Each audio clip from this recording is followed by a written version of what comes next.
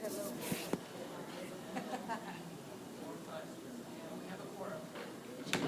evening, everyone.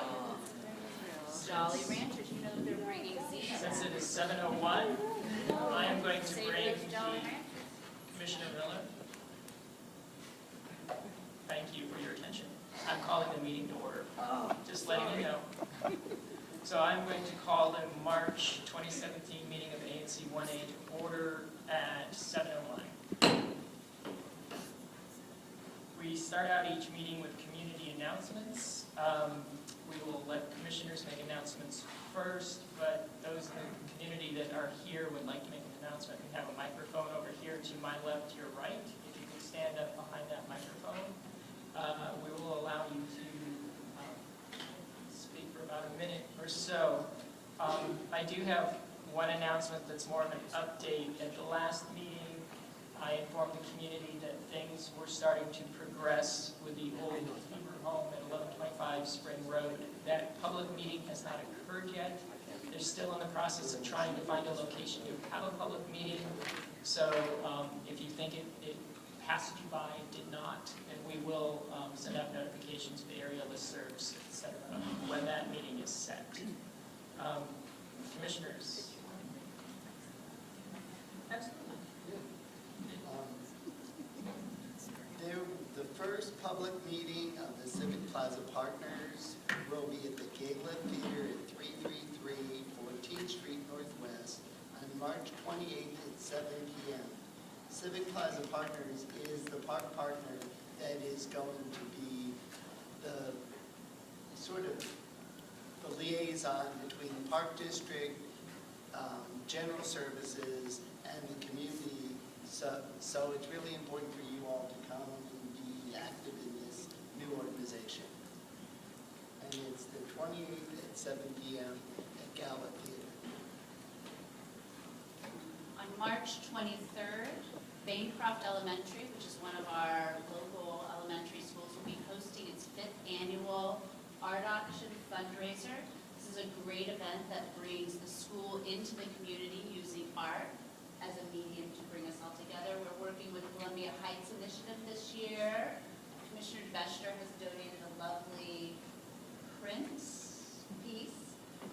So it'll be a great chance to get to meet community members, enjoy artists, student-generated art, and raise some money for a local school. And that's 6 to 9 p.m. at All Souls Unitarian.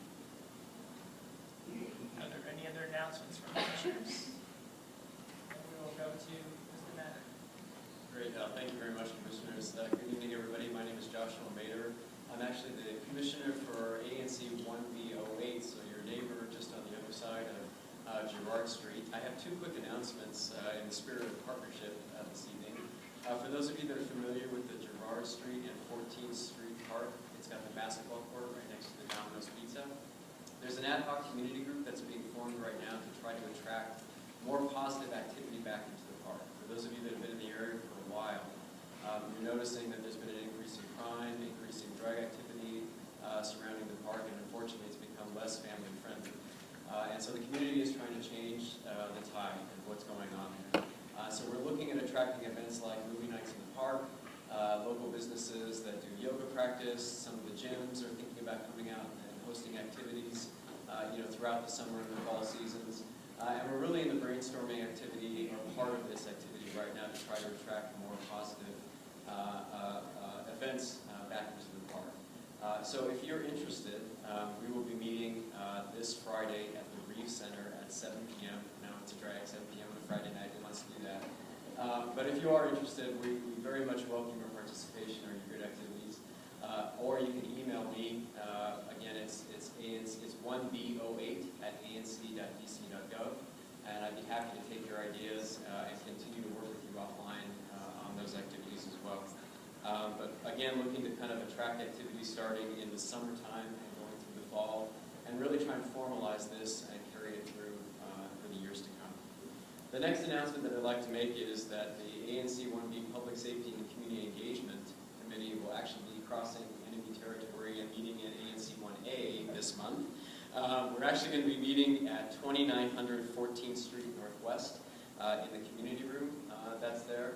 And And this committee both deals with public safety events, working very closely with MPD and a number of other organizations, but also community engagement. So how do we get the word out for events that are happening in 1B that also cross boundaries in 1A and the other ANCs within Ward 1? So you're all welcome to attend the meeting as well, and we look forward to seeing you there. And again, that's at Tuesday, March 21st at 7 p.m. at 2900 14th Street Northwest.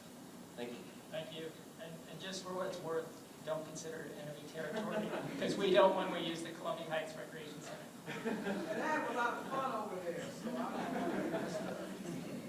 Hi everyone, my name is Scott Goldstein. I'm one of the organizers of the Love March this Saturday, part of a group called District of Love, and the idea is our mission is basically sustaining, supporting diversity in the District of Columbia, and we wanted to organize a march that would not be down by the White House or the Capitol building, but right here through our communities, and standing in solidarity with our diverse DC neighborhoods. So we are starting up at Emory Rec Center, which is at just past Georgia and Kennedy.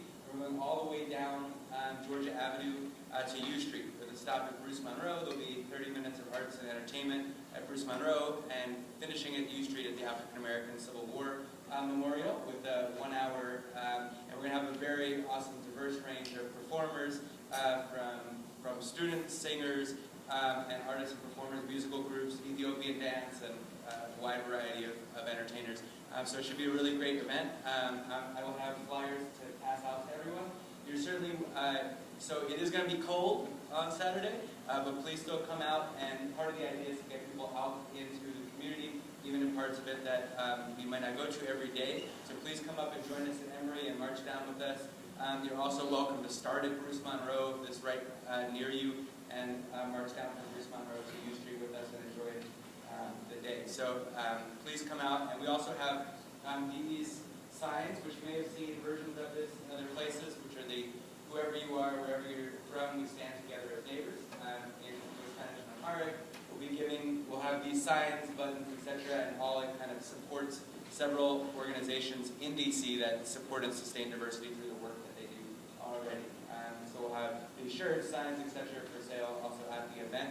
And anybody who comes out to march will be getting a 10% off to a lot of local minority-owned businesses for coming out to the march. And the idea is that we hope to get people hooked on some of these local minority-owned businesses to sustain them through the future. So I apologize, we have a lot of promotion to do tonight. I can't stay for too long, but I'll pass these out in a second. If you have any questions, let me know. say what time we start again on Sorry, so we started at 10:30 at Emory Rec Center. The plan is we should be at Petworth Metro around 11:45, Bruce Monroe at 12:30. It's all on here. And then concluding at 1:30 to 2:30 at U Street. Good evening, Commission and neighbors. I'm Brianne Dornbush. I'm the Executive Director of the Columbia Heights Initiative. We are the newly formed Columbia Heights Mount Pleasant Main Street organization. So what we do is we work with small local businesses, we work with community organizations and residents to create programming and support to really celebrate our neighborhood. And one of our upcoming events, our first big event of the year, will be Columbia Heights Day, the 12th annual Columbia Heights Day. It's going to be on Saturday, June 17th. I know that seems far away, but it is not that far away. So if you are an artist, if you are a business owner, or somebody who just wants to get involved with your community, we are still looking for volunteers to join our planning committee. You can find us on Facebook and at our website at cohidc.org. We also have several action teams that are part of us pursuing our Main Street goals, which are design, promotions, and economic vitality. So if you're interested in helping small businesses thrive in our neighborhood, or if you're interested in developing beautiful streetscapes and bringing art into our community, or if you're interested in helping us create cool events for our neighborhood, please get in touch with me. I have some business cards back there, and we're just really here to serve you and have you guys be a part. Everybody is welcome. Any of the commissioners, we had a meet and greet the other week. If you were not able to attend but still would like to connect with me one-on-one, I always welcome that. Would love to meet with you guys and just share some of the things that we're doing. So thank you guys, and I hope to see you out in the community. Thank you so much. Good evening,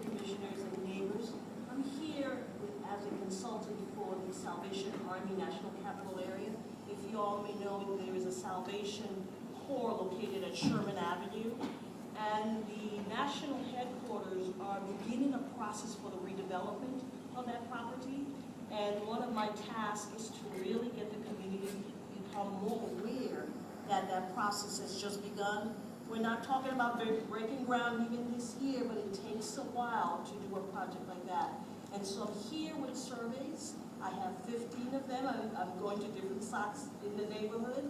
And if anybody is interested in having a say about what services, what programs, and even what facility upgrades that building may need. And if you don't know where that building is, just think about Sherman Avenue and Morton. And so it's just about a block from Georgia Avenue, maybe 2 blocks from Georgia Avenue, and around the corner from the park. Very close to Bruce Monroe, very close to Cesar Chavez. It's an ideal location, and now is the moment to get your opinion on this survey. So my name is Carmen Robles-Sidman, and I'm going to stay here for the entire evening. Many thanks. I have a question for you. You have a card, and I need your contact information. And if you're talking about upgrades, or you're talking about replacing the entire building? I think they're talking all the way. Okay, then we definitely need to talk. I'll be happy to. You are, yes, I got your name now. Yeah. All right, thank you. Thanks. Hello, my name is Tom Virginia. I work for the Ward 1 DC Council member. Oh, sorry. Set that up a little. My name is Tom Virginia. I work for the Ward 1 DC Council member, Maria Nadeau, who represents this area. I understand there was this, I just wanted to close the loop on one issue that came up last ANC meeting. I understand there was a discussion in support of a 59 bus and express bus going down 14th Street in the same way that the S9 does to help ease some of that congestion. It's something that would need funding from the council, and I'm happy to report that the council member asked for funding for this route in her budget request to the mayor. So that's something that's going to be a part of budget discussions going forward. Those will get kicked off in earnest in the next month. They usually wrap up by June, but I just wanted to let you know that that's on our radar, and the council member says with that as well. Thank you. Thank you. Good evening, everybody. My name is Marcus Moody, and I'm the Director of Marketing at Words Beats and Life. We're a 15-year-old arts youth nonprofit that offers art programming to youth and also opportunities for them to apply what they've learned in our classes, paid opportunities. An upcoming opportunity that we have is the installation of a new mural. We found a spot on the 3100 block of Georgia Avenue, and a part of the process is bringing it to the community. We've installed one mural on Georgia Avenue, to my knowledge. But our process is finding the spot, bringing it to the community. Next process is vetting designs, and after that, we try to get some help from volunteers, mostly from our students that we serve. But then we go up there, install it. It's going to be about the size of, pretty much the size of the entire building, about the size of a row house. And I have for the commission work samples from previous murals that we've done in Parkview. Sure, absolutely. Love art, love art.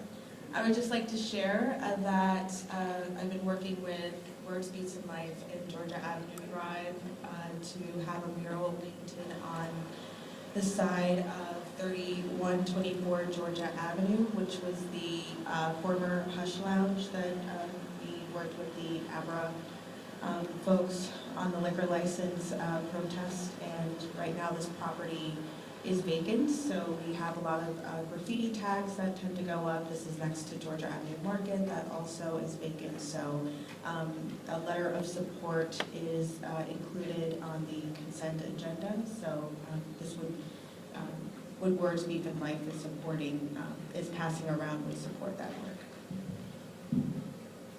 By the way, you do good work. Yeah, thank you.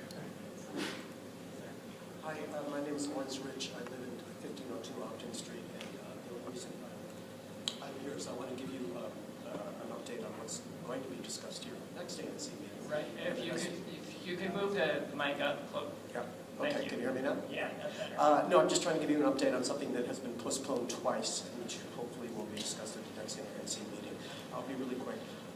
I live next to the Ogden Market. I don't know how many people know that, but the owner, who's an absentee landlord, He's just not here, has no connection with the community, and he wants to build another apartment. He already has an apartment on top of the store. First of all, he's not entitled to another unit. He wants to build back more than is permissible into the yard. It will block not only all my morning light, but also the light of my next door neighbor. I have the support of 7 or 8 people who have already written to the ANC. We're also against it. We're surrounded by high-rise apartments. We don't need more condominiums. The parking situation is going to get worse also. There are a score of reasons. I'm going to stop here, but I would just urge you to please get in touch with me if you're concerned about this at all. It's really, I've lived here since 1999. I've lived here almost 20 years, and I didn't get the house to be, blocked in by a huge edifice which is not permitted by DC zoning laws. Thank you. By coincidence, I want to speak about the same issue to the commissioners. I look at often these BZA applications, and what concerns me, one, they want exceptions for, as I said, this is for occupancy requirements and rear yard requirements. One of the things that I find is very upsetting is that these applicants come to the ANC commissioners the first day, and you guys vote on it. I don't think that's fair. I think that there should be community input, that you should know what that community input is, and that once you get started making special exceptions for a structure that is non-conforming, that's just the beginning, and more of that begins to happen. So I would hope that you commissioners will take this really seriously and not rubber stamp anything, because they bring architectural designs to you, they bring other things that I know no one has the time in these meetings to really go over them and discuss them. And I think you should be well aware of how people feel in these neighborhoods. We want to keep our community as neighborhoods and not commodities. People come in and they want to build and they don't live there. They want all of that, and it just, I think, is destructive to a cohesive community. You all should not be rubber stamping anything. You should take your time and know exactly what this stuff is all about. Thank you. I will assure you, we've never rubber stamped anything. I will assure you of that.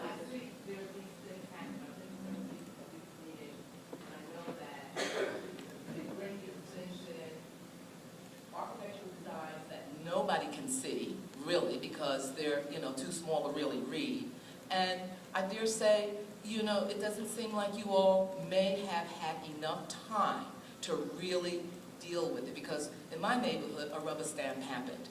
Mr. And Chair. at the end of the day... I'm sorry, but this isn't open for debate, actually. No, I'm not trying to debate. I'm just responding to you. And actually, I'm just I was responding trying to you. to, That's all. I'm done. If you guys, I don't well, want to I'm argue. not. I'm just saying, And I'm not please either. consider I'm looking not over these done. things, We do okay? consider. I'm not done. I take exception to you telling us we rubber stamp. Obviously, you have not been in these meetings where we actually grill, refuse, deny, send back, ask for additional information, hold public meetings. Got it.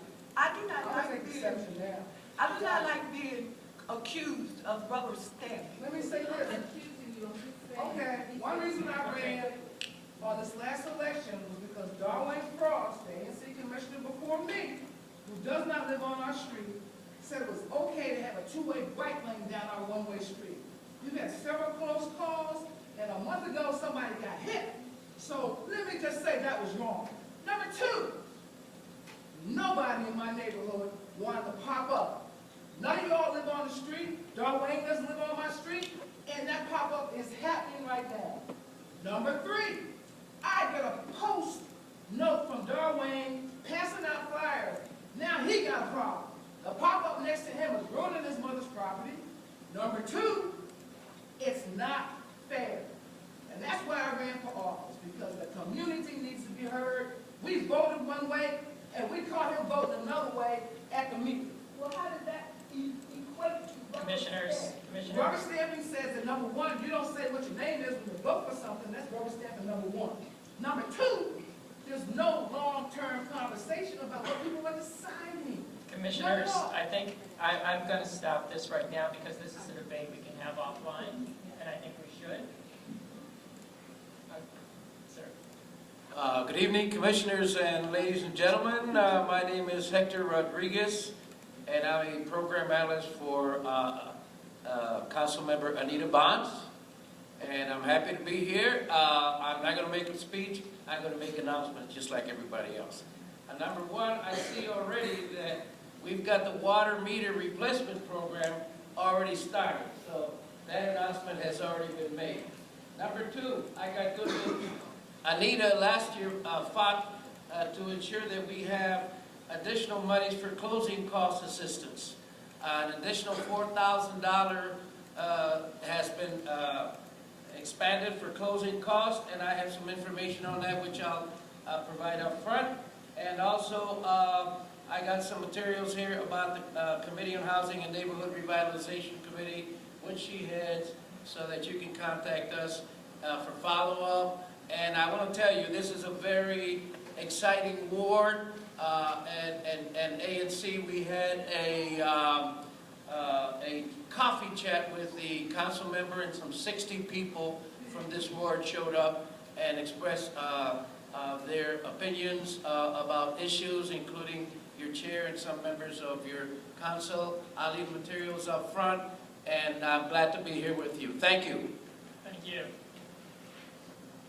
Mr. Clark.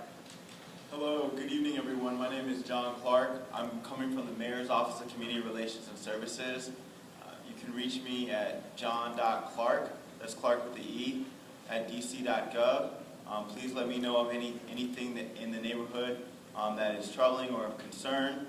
And as well, my real role is to let you know of opportunities to engage in some of the great programs that we have coming out of the mayor's office. And so among those, I wanted to let everyone know that it's March Madness season, if you guys already didn't know. And that means at the Deputy Mayor's Office for Economic Development, for Planning and Economic Development, that we have an event that's specifically geared towards people who are looking for opportunities to partner or go after contracts or solicitations with DEMPED. And so March 24th at the Ronald Reagan Building from 10 to 12, there's going to be an opportunity to do that. That's the DEMPED March Madness event. Besides that, there's a whole list of other events that are coming up. We have an all-core service day on the 25th of March, and that's a community service day in collaboration with the National Park Service. We have a State of the District where Mayor Bowser will be delivering remarks at the University of the District of Columbia, March 30th, from 5:30 to 7:30. Wanted to let everyone know that DPR summer camps are coming up, so there's an opportunity to sign up, get kids involved. We have an Emancipation Day parade on April 8th. That's DC Emancipation Day. And besides that, I think we actually have another, and Happy International Women's Day. I see a good amount of red in the audience, and so that's important to remember.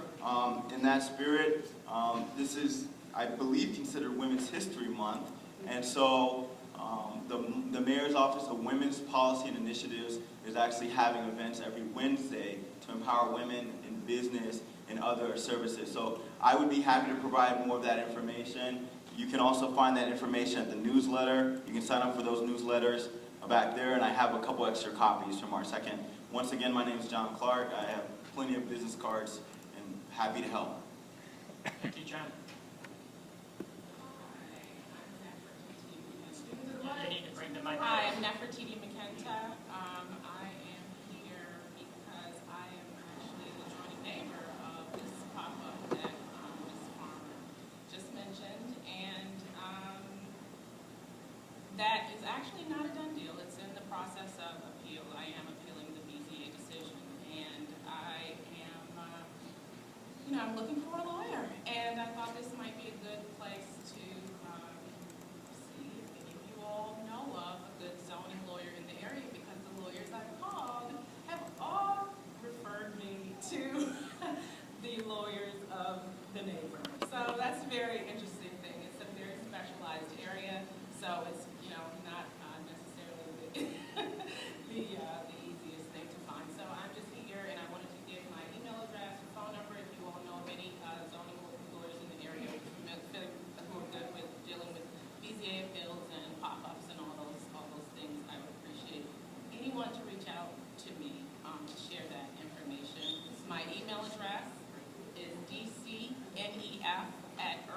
dcnef.net. That's dcnef@earthlink.net. And phone number 202-792-2722, 202-792-2722. So anyone with familiarity with zoning appeal, administrative law, there's several things going on in terms of GCRA appeal process and such. So please feel free to come up to me here and let me know if you know of anyone, or to reach out to me otherwise. Thank you. Thank you. I know a few commissioners came in after we started community announcements, so if any of you have an additional announcement before we turn to presentations. Yes. Well, I know Commissioner Brown had her hand up. You had, Commissioner Farmer, you also have an announcement? Yeah. And Commissioner Miller, you have an announcement. Okay. Yeah, let's do it in that order then. Thank you, Mr. Chairman. Georgia Avenue Thrive is holding its monthly meeting at Story District, which is located at 3329 Georgia Avenue. And it will be held on March 13th at 7 p.m., where the group will be focusing on placemaking, beautification efforts, support for local businesses, and public safety. And one of their placemaking events will be held this Saturday at the Salvation Army. They're working in partnership with the Salvation Army on a movie night. They will be featuring Creed at 7 p.m. At the Salvation Army, located on Sherman and Morton Street, I believe, at 7 p.m. in the gymnasium. Thank you. Derek and Mike, would you mind standing up, please? Please stand up. These are good neighbors in my area. They noticed that the street lamps were starting to look crazy, that things were rusting and wasn't matching our attitude. So they took it upon themselves to call DOT and my former predecessor, Darwin Frost, to say, what can be done about this? Needless to say, nothing happened. I come in, they get in contact with me. I asked them to give me all the paperwork, all the emails they sent to DC government. They sent that to me. When I talk to the person in charge of the stuff, I also forward him all the stuff that they have sent me, including pictures, and say it out loud. Can this happen? When is it going to happen? The guy calls me back the same day. Yesterday, the day before, the city started painting and taking care of those broken down street lights because our neighbors took it upon them to make the contact. I cannot tell you how important it is for each and every one of you to start something so that we got some ammunition to go deal with when things don't get dealt with.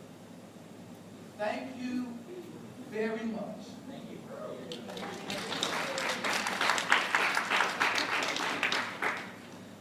Commissioner Miller. Thank you again for the community engagement. I also really appreciate having my residents take ownership and help spearhead some of these efforts. Speaking of an effort that my neighborhood has been dealing with and working on is the intersection of Monroe and 14. I just wanted to let the commissioners know and the community know that I had a very long and productive meeting with DDOT this week on this particular intersection, and because the challenges that are occurring at this location do not happen in a vacuum, we also extended that to include some of the pedestrian safety and traffic issues of the larger stretch of 14th Street. I will be typing up notes of this meeting. I do have a member of DDOT here to speak with us about a change in one of our intersections. I'll give those notes to our new transportation chair, Commissioner Dottie Wade, and the other commissioners, and then we will discuss how we want to vet and how we want to move forward with this information. Okay. Question, since that was the last announcement. Oh, well, let's do it this way. So there's someone from DDOT to talk to us tonight. I also was reminded at the last minute that DC Water would be here to talk about the meter replacement program. So why don't we do presentations this way? We'll have the first one being what's listed on the agenda with the cleanup and improvement of the dog park. Then we'll go to DC Water because it's set up already. Then we can go to Office of the People's Council.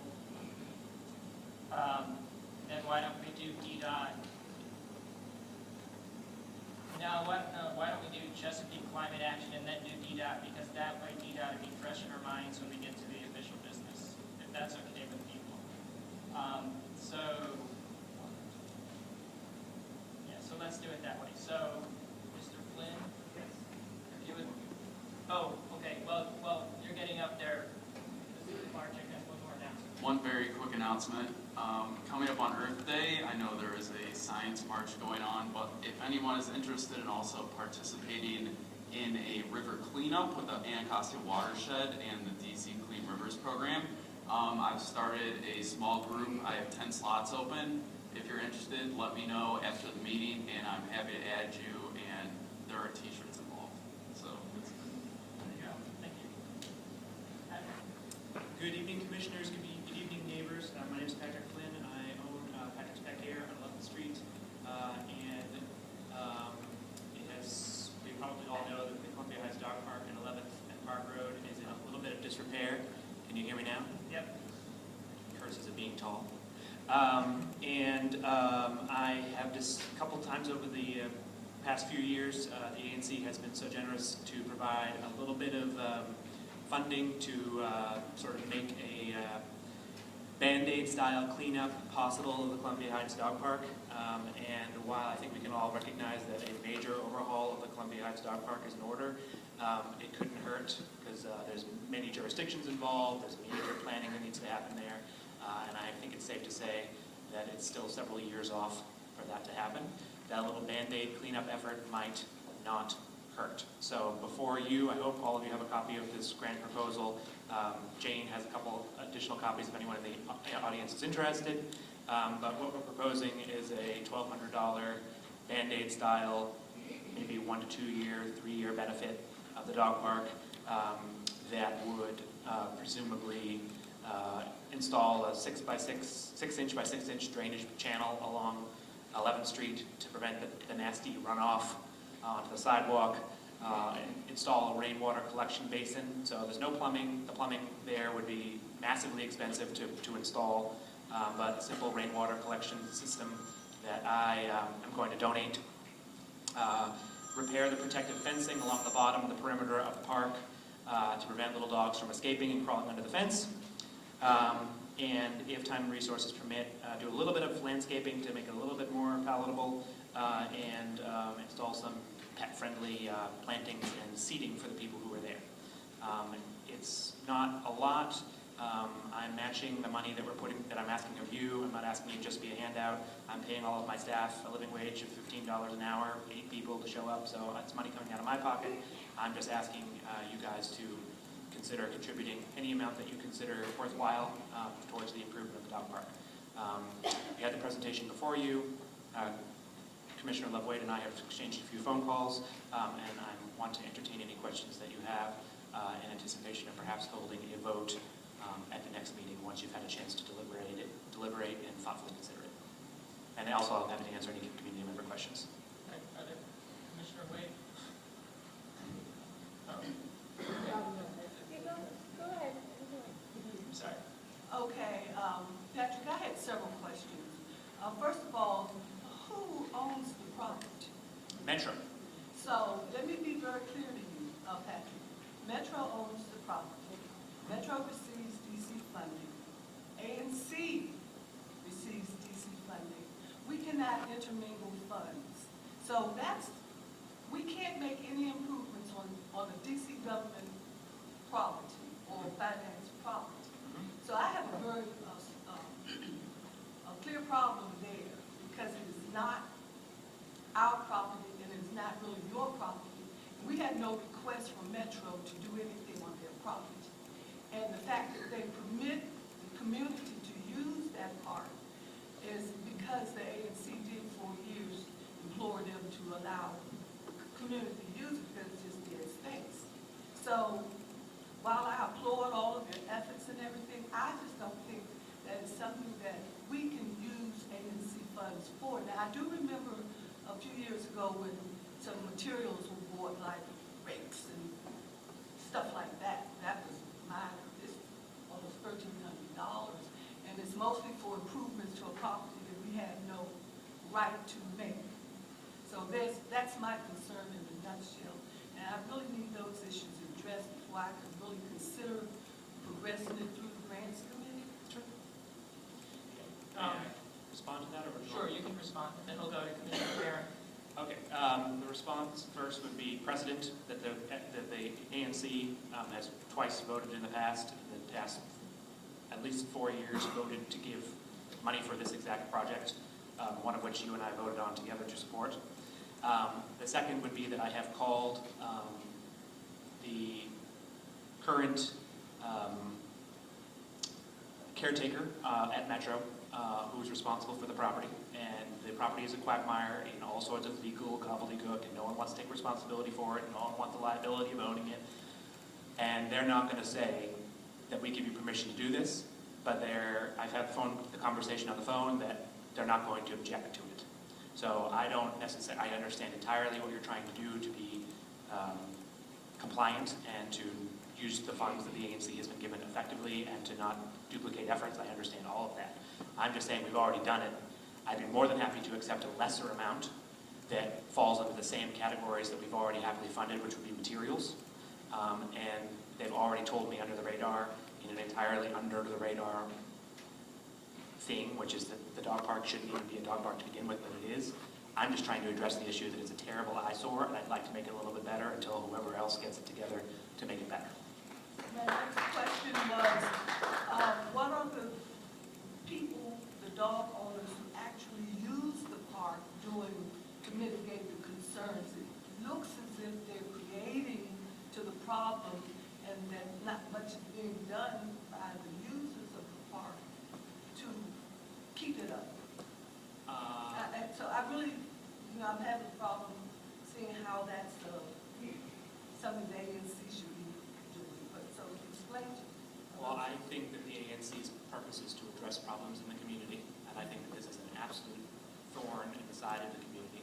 I think that it takes money and initiative and drive to solve problems, and that this dog park has had people come together and try and organize and save it, I think 3 times in the 9 years that I've lived here, and they've all failed because it's so screwed up. I think it takes citywide efforts. I think it's going to involve the zoning commission, and I think that perhaps one of the considerations that you pass as part of this grant proposal is that recognizing that this is a terrible issue, this is a Band-Aid solution, and that you call upon the mayor and the city council to fix it. I'm just trying to do a short-term stopgap to make it that much more enjoyable for the people on the street, on the block, in the neighborhood who have to walk by it every day, see the smells, see the sights. The answer is, I think that the people who benefit from the park, the dog park owners, are just like you and me. We have day jobs, we volunteer. That undertaking is enormous, and frankly, they need some people to step up, like you and I, to help them organize it. It's huge. The jurisdictions overlapping are tremendous. The laws are woefully complicated, and they're just people there trying to have a nice place for their dog to go. And I'm just trying to have it be a nice place that the dog can go that doesn't smell and look horrible. Well, Yes, we're they are. going to go to Commissioner Barron's question. We'll come back if you have follow-up questions. I think this is a great project. I go past that dog park, and frankly, I don't take my dog there because of some of these concerns. And I think that a lot of what you're describing are maintenance and safety issues, especially for people who might be walking by who maybe are afraid of dogs or allergic, and there's the opportunity for a dog to get out. And I did have a quick question about the rainwater collection and if that would create stagnant water and mosquitoes. And if you had any concerns about that. It's self-contained, and it's actually a rain basin that you would have on any normal house. And I So you'd have suspect. to empty it in order to get water out? Or would the water sit there open? No, it's contained, and it would not be open. It wouldn't draw mosquitoes, but it would be infested in it. So is there an opportunity for mosquito larvae? Nope. Nope. And then if you need help working with with respect to your single member district and deference there, if you need help looking at the lease, see if there's a maintenance provision, or I don't even know if there is a lease, there probably isn't. It's so I'd be happy to pitch in and help bridge those gaps, but I think this is a wonderful project. Commissioner Wright-Smith. My question is, I was glad to hear you say that you would consider lowering the amount, because I just think it's kind of high. But I wondered what efforts are being made to get contributions from the folks that actually use the dog park. So from what I understand, there is an organization called 11th and Bark. That's what they've incorporated as. They've taken due diligent efforts to sort of organize themselves. They've been going at it for, I think, two or 3 years now. But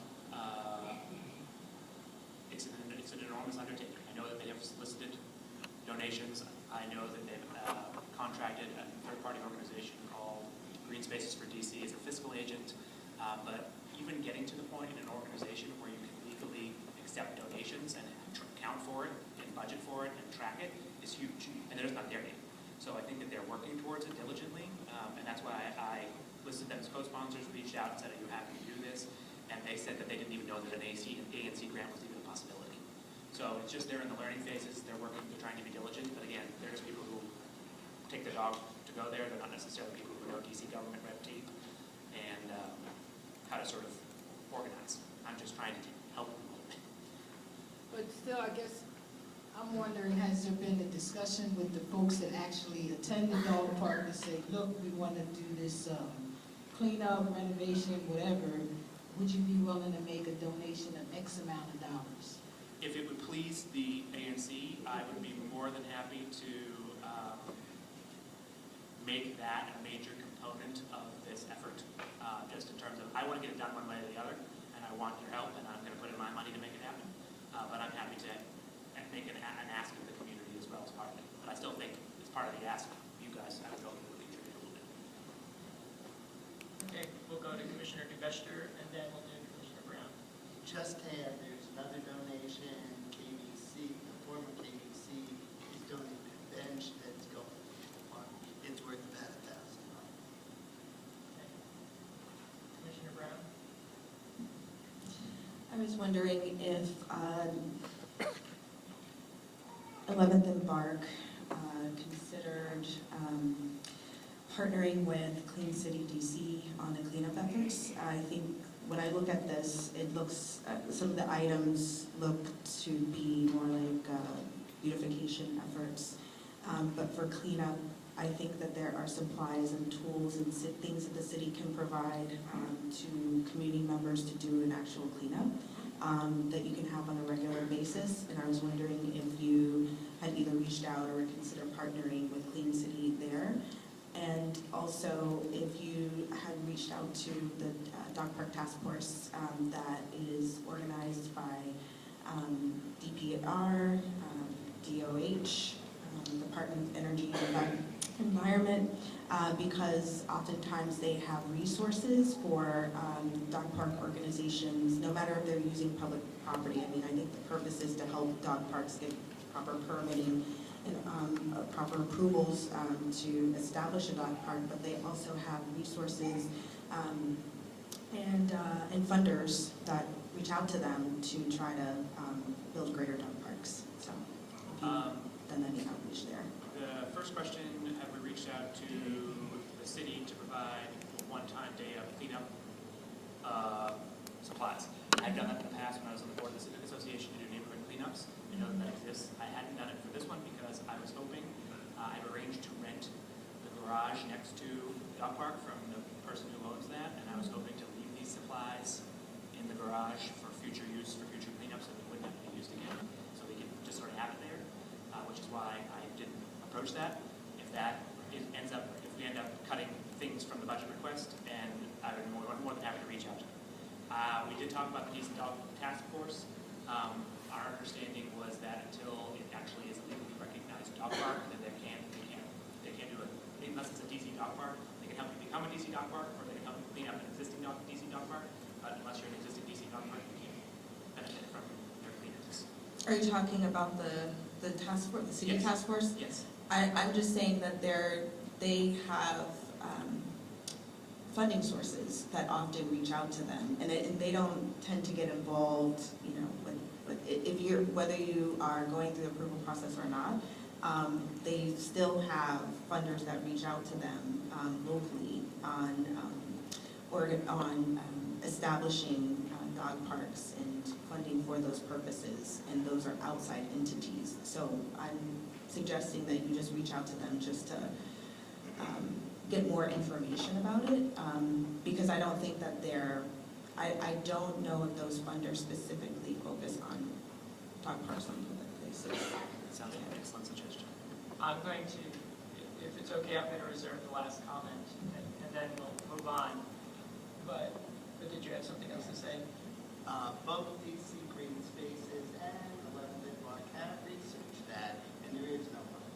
I mean, it's been a 2-year process. It keeps on getting worse, and the problem has to be addressed not only to make the community better, but for businesses on the street.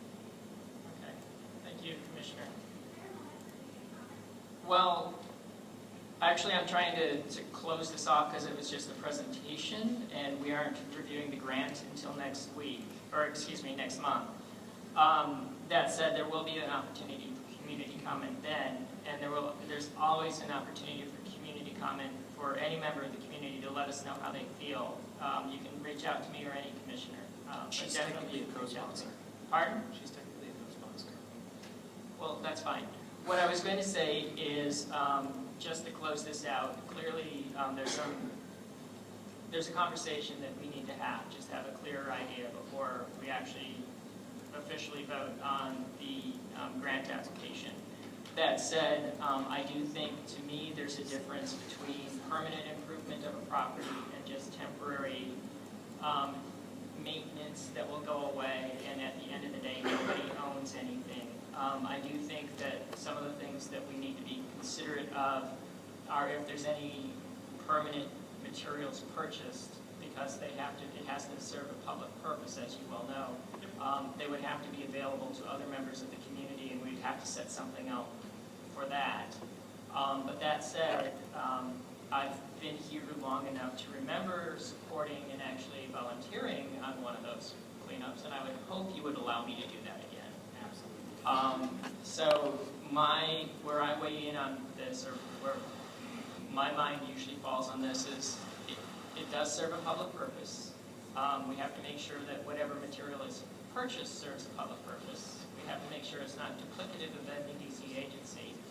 And as long as, if there's any gray area, as long as we vet it with the auditor in advance to make sure that it's an approvable expense, I'm happy to approve a grant in whatever amount fits those parameters. So I would just say continue having the conversation with Commissioner Wade and Commissioner DeBester to make sure that it meets those. And I would be happy to support it. Thank you. Also, Patrick is former treasurer of this commission. Oh, yes. You probably know who you need to talk to see what's allowable costs. If you could amend your grant applications to reflect those things that you know are probably within our purview, just to report. I'm still I'm happy to do all Mrs. Patterson. not comfortable with the possession of the property.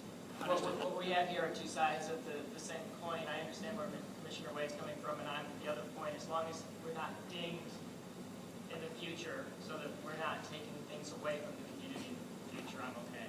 And I'm just trying to do a nice thing, and I'd love for you guys to contribute in whatever way you think is appropriate. I'll give you a contribution. Yes, Commissioner Farmer? I got one more thing about your proposal. Yes. If you can't get Metro to commit to paper, what it's going to be, what's possible, what people in fear is not enough. Because in the long run, you have to say that what you did was right. It was written down. If it's not written down, I don't know how, I can't vote that way. So whoever you're talking to at Metro and fearing and saying, yeah, we know what that's about. No, no, no. Let's do it the right way for it to change. That's what the 11th and Park people are doing. It's a multi-year endeavor just to get it legally on paper with all jurisdictions. You have to go to all the 3 DC jurisdictions, and on just saying, let's just do a little Band-Aid fix for the multiple year that this is gonna take. Paper and signatures, who's serious? Put your name down. Thank you. Thanks for your time. We'll now move on to a presentation from DC Water. Thank you for persevering. I'm not presenting, April is, but my name is Tanya Heston. I'm the construction outreach coordinator for DC Water, and I'm here with my colleagues, Frank and April, and we're here to talk to you a little bit about the irrigation program. I apologize for those of you who are in the back. How about the mic? Please. It should pop out if you want to take the cord over. I was just going to say, I apologize for those of you.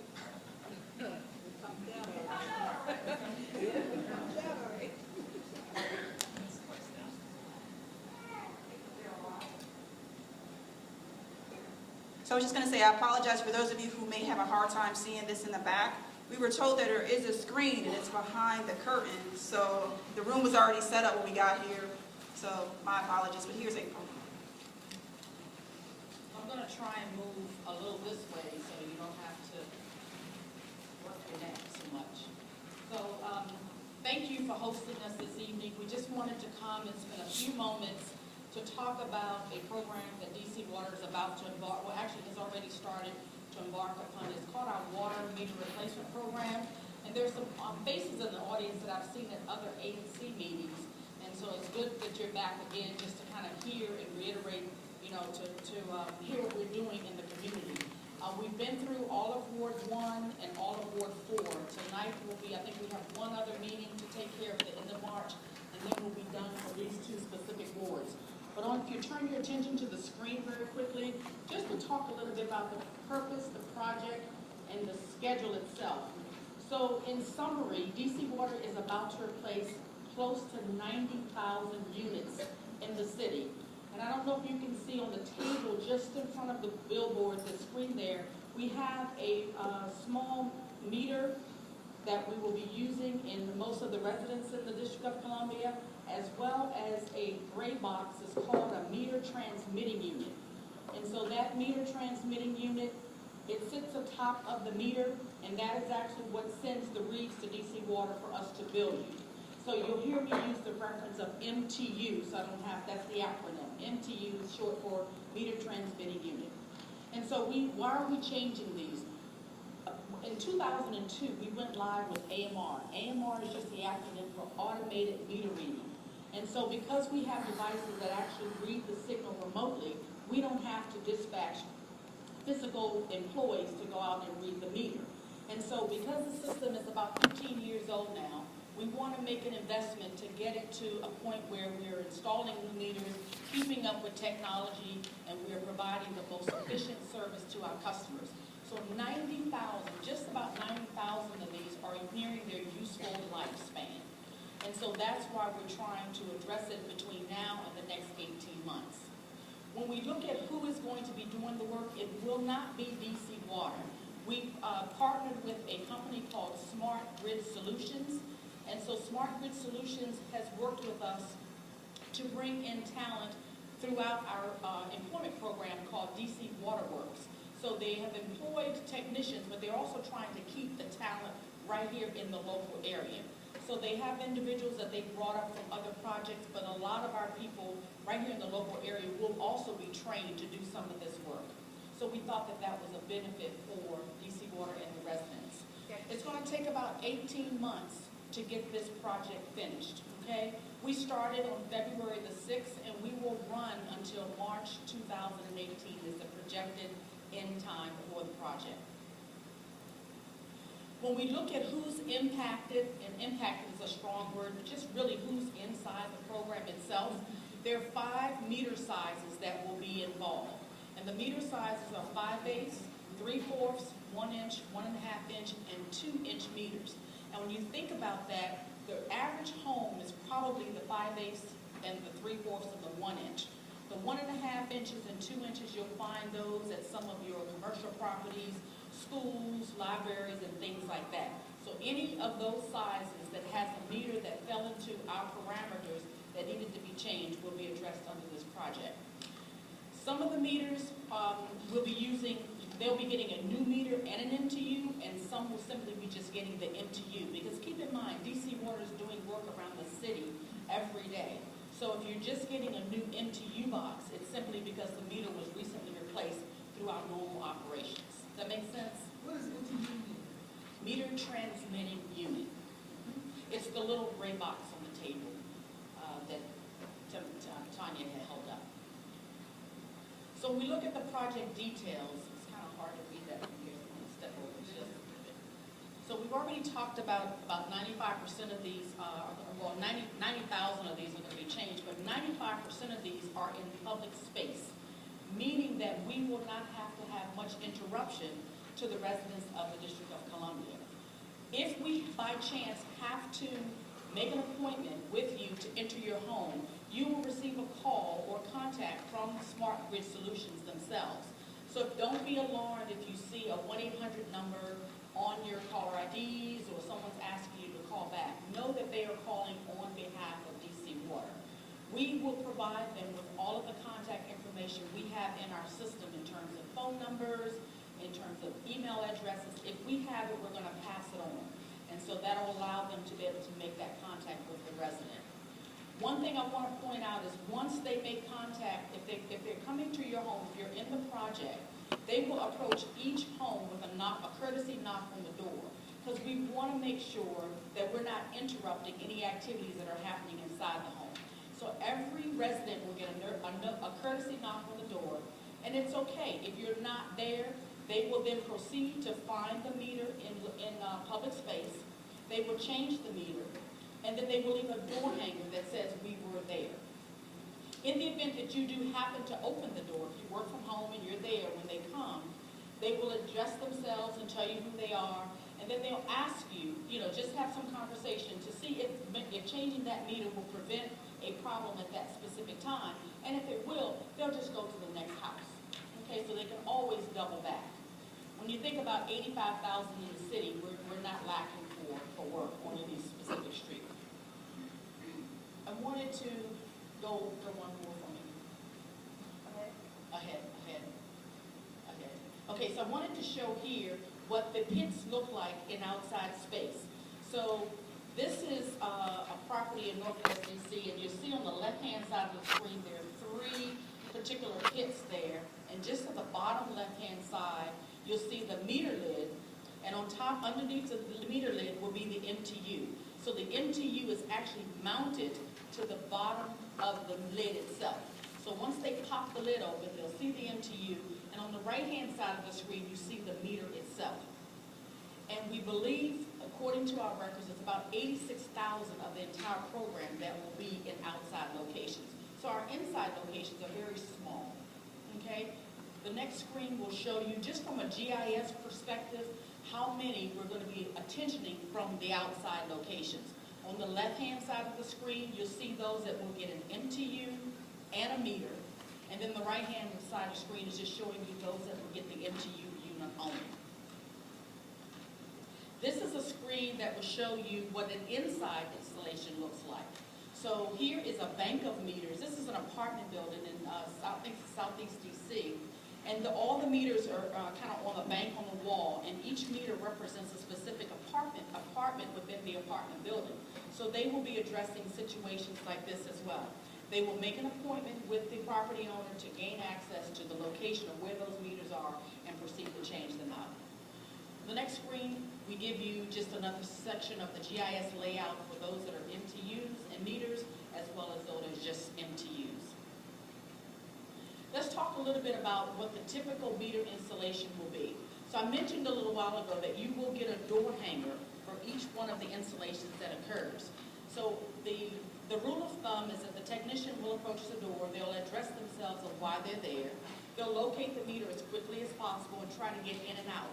When we look at the evaluation and assessment of what the meter installation process will be, they will take very cautious care of the property and the surrounding areas.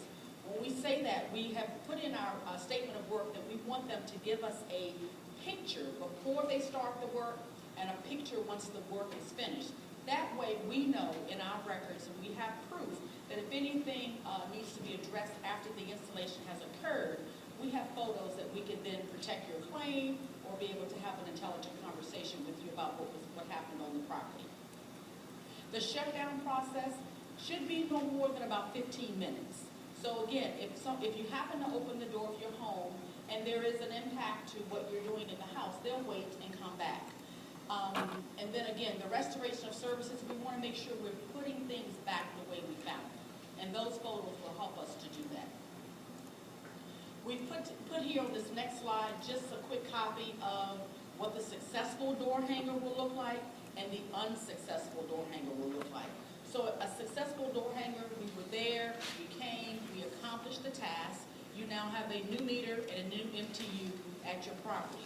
If it's unsuccessful, what may have happened is you had an appointment, we couldn't access the meter on the inside, we need you to give us a call, because maybe the meter even on the outside is covered by like a large vase or some type of obstruction, maybe a car and things like that. So we may have to leave a door hanger to say we need to come back or have you contact us. In terms of outreach, we've been trying every month since we started in December, putting information inside of your water bills. You will continue to see notices each month for the duration of the project, just to keep the public up to date on what we're doing and how we're doing. So we started with a couple of pieces of communication that have gone out in the bills. But in addition to that, I wanted to point out we have a website. You go to dcwater.com/new meters. You can read about the program and understand more about this presentation tonight and just get some information about some basic questions. What we've done, because we have been going around to all the ANC meetings, we've been benefiting from the questions that are asked from the audience. We've built an FAQ document that allows us to share your questions and answers with other people. So we're building that on the website as well. And for more information on how you can reach someone in the project management office, I am one of the individuals that is in that office. My contact information, I don't know if the commissioners have this, but we'll make sure you get this presentation. But my contact information is listed there, as well as John Bujak. He works directly with me in the office. And I want to say one thing very important that I failed to mention is when the contractor approaches your home, they will have a red badge on. I'm wearing a blue badge because this is what DC Water employees wear. But they will be identified in a red badge. They'll have decals on their apparel. Their trucks and vehicles will also have their logo as well as DC Water's logo. In addition to that, we felt it was very important to make sure that we had a transparent relationship between the vendor and the public. So DC Water has also partnered with some of our own internal employees. One is here tonight, Mr. Frank Baylor. You want to wave your hand? Mr. Baylor's been with DC Water for about 40 years. I don't want to tell his age right there, but he's been around for about 40 years, and he's one of the field oversight crew members that we have actually working with the vendor. So we're very comfortable that the individuals that we've partnered with this vendor will give us the best win-win for both sides of the house. And I think that kind of concludes all I have for my presentation. I'll step back and just answer any quick questions you may have. Are there any? Commissioner, I'll do Commissioner and Commissioner Wade. And two things. Are you going to be replacing any of the broken covers? Because there are quite a few in our area, and I know that that's something that could be a danger. So, very good question. The question was, are we going to be replacing any of the covers around the city? So every meter that we attention will get a new cover. Okay, so we have a lot of the covers in your area may be the old armor cast covers. We're now putting down plastic covers. They're from Bingham and Taylor, and so they promote a better transmission signal. So every meter that we attention will get a new meter cover. And also, when you turn off the water, I know from many experiences with DC Water, when you turn off the water, your water bill goes berserk. What will, as DC Water, have plans for this? The disruption period for the water should be about 15 minutes, so there really isn't an impact from a billing perspective. In the event that you have a billing concern, feel free to reach out to me or just call our regular customer service line. All of our customer service reps are being briefed on this project, and we're working very closely with them so we can address those matters for you. Can I be clear? If you've received the MTUs already. You will still probably get a new one? You will probably get a new one if, let me say this, the MTUs that we're using have better capabilities. So they are allowing us to be able to ping a meter from our desktops. So we don't have to roll a vehicle to actually pick up a read. Say you move out of your home and someone else moves in. It's going to allow us to be able to pick up a read from the person that moved out and kind of settle that bill so that we can prepare for the person that's moving in. So those types of efficiencies are great for operating costs. And so for that reason, we want to make sure that the environment has the most up-to-date technology. So some of them have been employed or deployed around the city, but not all. So we've taken the opportunity to split the list and say meter and MTU or just MTU based on the date that your meter was installed. My question with related to this, when I have my gas meter changed, if they make a mistake and actually have to delete my bill and rebuild, how are you going to make sure that that's seamless with the meter It's a very good question. The question was around how. Right. So the question was around the seamless transaction between the old meter and the new meter, making sure it doesn't impact the bill. So the pictures that we're taking, we're going to be taking about 8 photos. The photos will be about the old lid, because someone just had a question about the lids, the broken lids. So we'll capture a picture of the old lid. We'll capture a picture of the old meter, and that meter will have the read on it. So we'll be able to identify where your old meter ended in its reading. The new pictures will say, here's the new lid that we identified, that we laid down. It'll also show a picture of the new meter and the read. So we'll be able to see the before and after read of that property. Additionally, on the backside, in the office, we have file transfers that are happening every day, and they're going through a series of validations that allow us to put things through high-low validation queries. And so we want to make sure that you're not being overbilled for a specific service. So if your bill is it's kind of a tolerance level that we're watching from a file perspective that allows us to make sure that your reads are in line with what you've typically been billed. That shouldn't be necessary for the system to work. No, it happens every day, even with your bill. Today it happens because we bill about 5,000 customers a day. And so you can imagine 5,000 customers being billed. 1 or 2 or 3 or maybe 100 may fall out of the batch. They take the unhappy path versus the happy path. So every system that you have, every billing system, Washington Gas, Pepco, there's always a high-low validation set in the system to kind of catch those bills to make sure that there's no impact. But we are doing the dispatch of these meters based on bill cycle. So in the event that your bill is scheduled to read on the 18th of March, the vendor cannot touch your account or your property 10 days before you're set to bill, which gives us a greater cushion that there's no impact to you interbill. Does that make sense? Yeah. Commissioner Wright? So I noticed the other day that there are new covers on the block. What does that mean? Because I know my house and the rest of the houses have a new cover, but of course the vacant houses been vacant next to me for over 18 years did not get a new cover. So what does it mean when you put that new cover in? So the new cover indicates that a new meter is underneath. So they've already changed. Correct. Now, if it's a vacant property, we only are changing accounts for active, we're changing meters for active customers. So if a property is vacant, it did not make it into the file. We're going to be attentioning the vacant properties in a different scenario. But if you, and it's not to say that every person on your street will be inside the file, because someone else may have gotten their meter changed through another avenue. So we're making sure that the query that we ran, which gives us the age of the meter, the technology of the MTU, that those things are being picked up inside this particular project. Because we service about 123,000 customers over the district, and we're only changing out 85,000 at this point in time. We'll make this the final question because we need to move on. Commissioner Farmer? How much have you all budgeted to change these meters?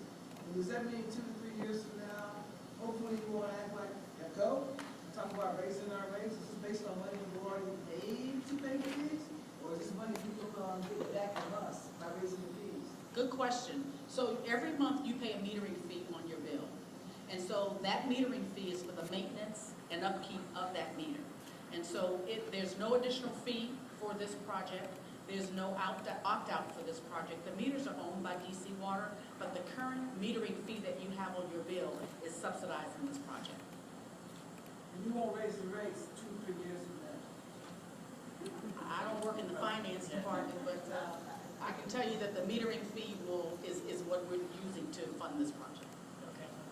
Thank you all. We're going to move on because we have to, but you do have a couple of questions in the back. You would let mind addressing those personally? Sure. Since they have questions. Thank you. We'll next go to presentation from Office of the People's Counsel. As the night is getting away from us, can you do this in 5 minutes?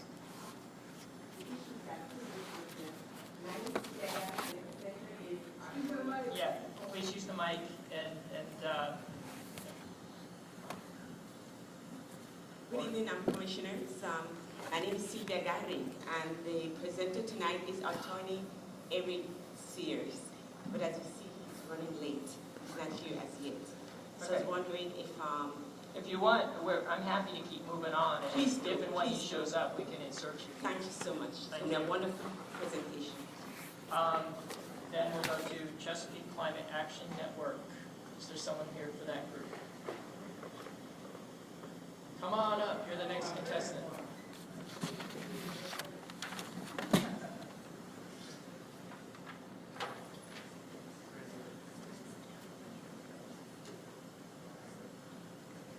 How's it going, folks? Let me first thank the ANC commissioners for having me here.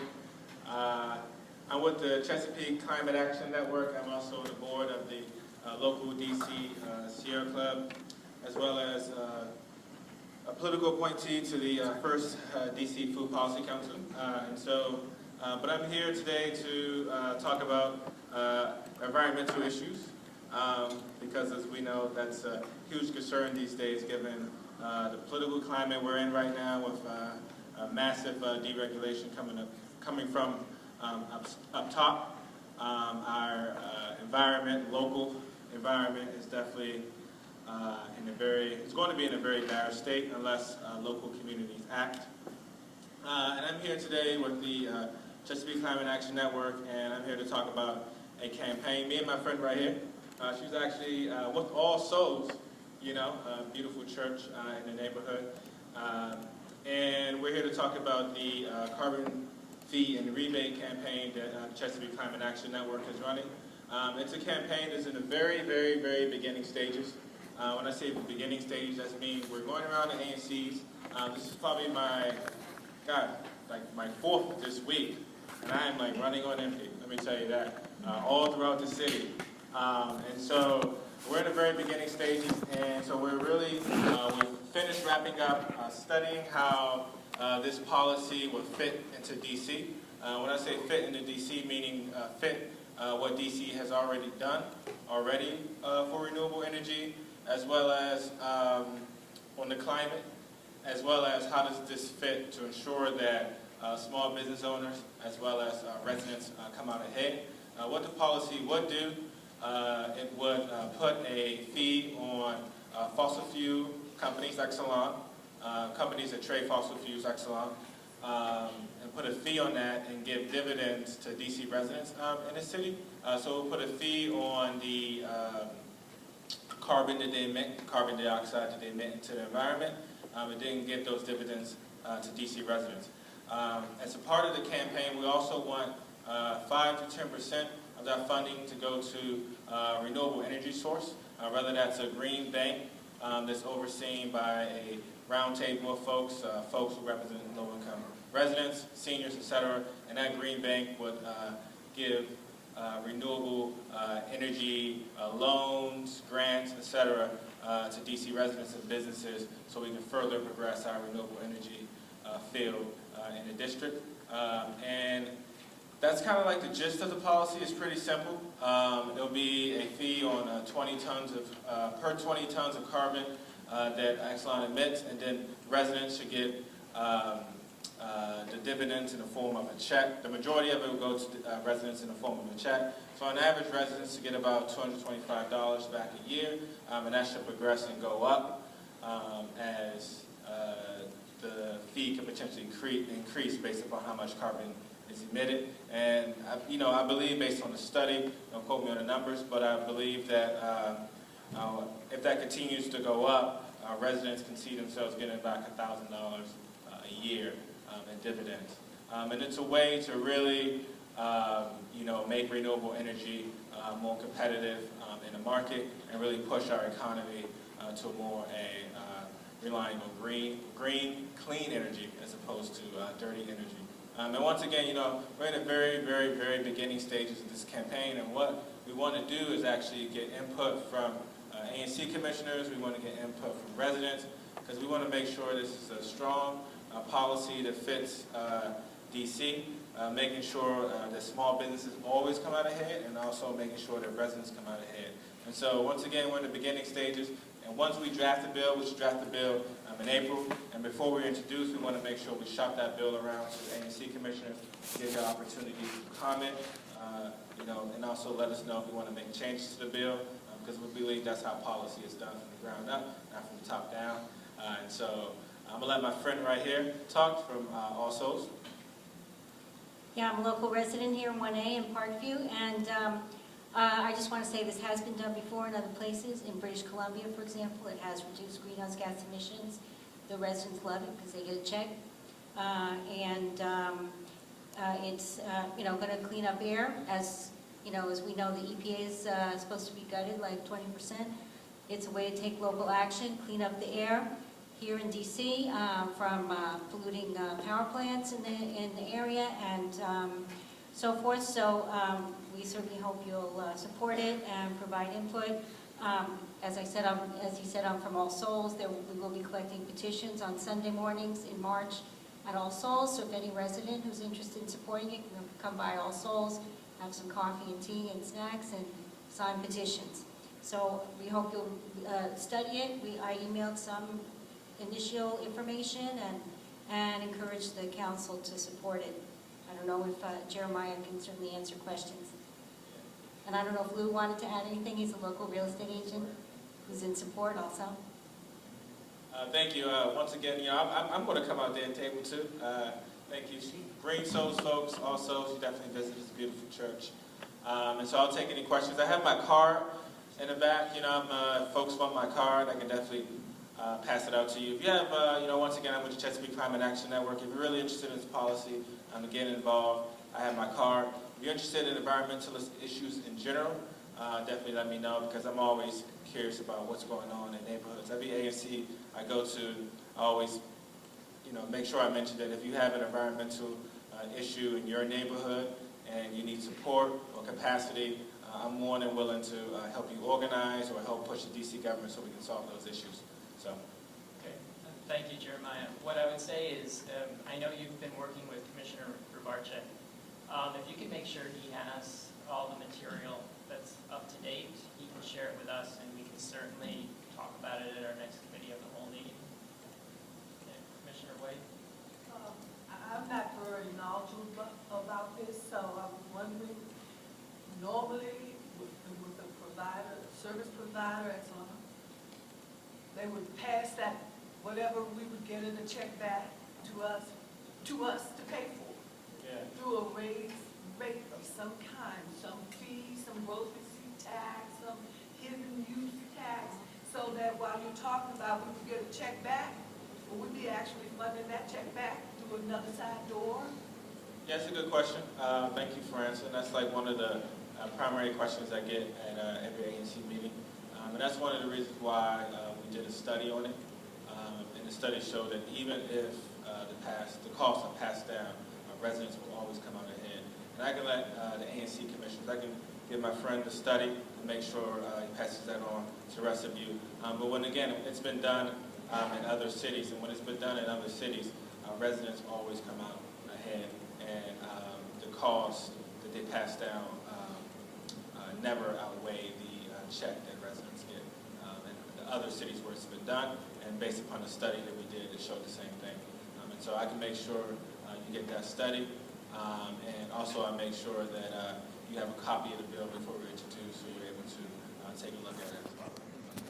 Okay, anyone have any questions? Oh, we have one more question up here from Commissioner Farmer. Does your organization ever push our people like the DCRA to let permits for construction and destruction of homes?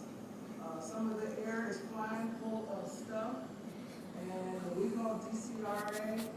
We lucky if somebody shows up within 2 weeks. When you guys talk to them about how their process is so slow, they don't take care of what the environmental issues are when people start changing housing. Y'all ever done that, talk to DCRA? Well, no, but I would love to do that if you want me to. Yeah, I do, more than merrier. Absolutely, I would love to do that.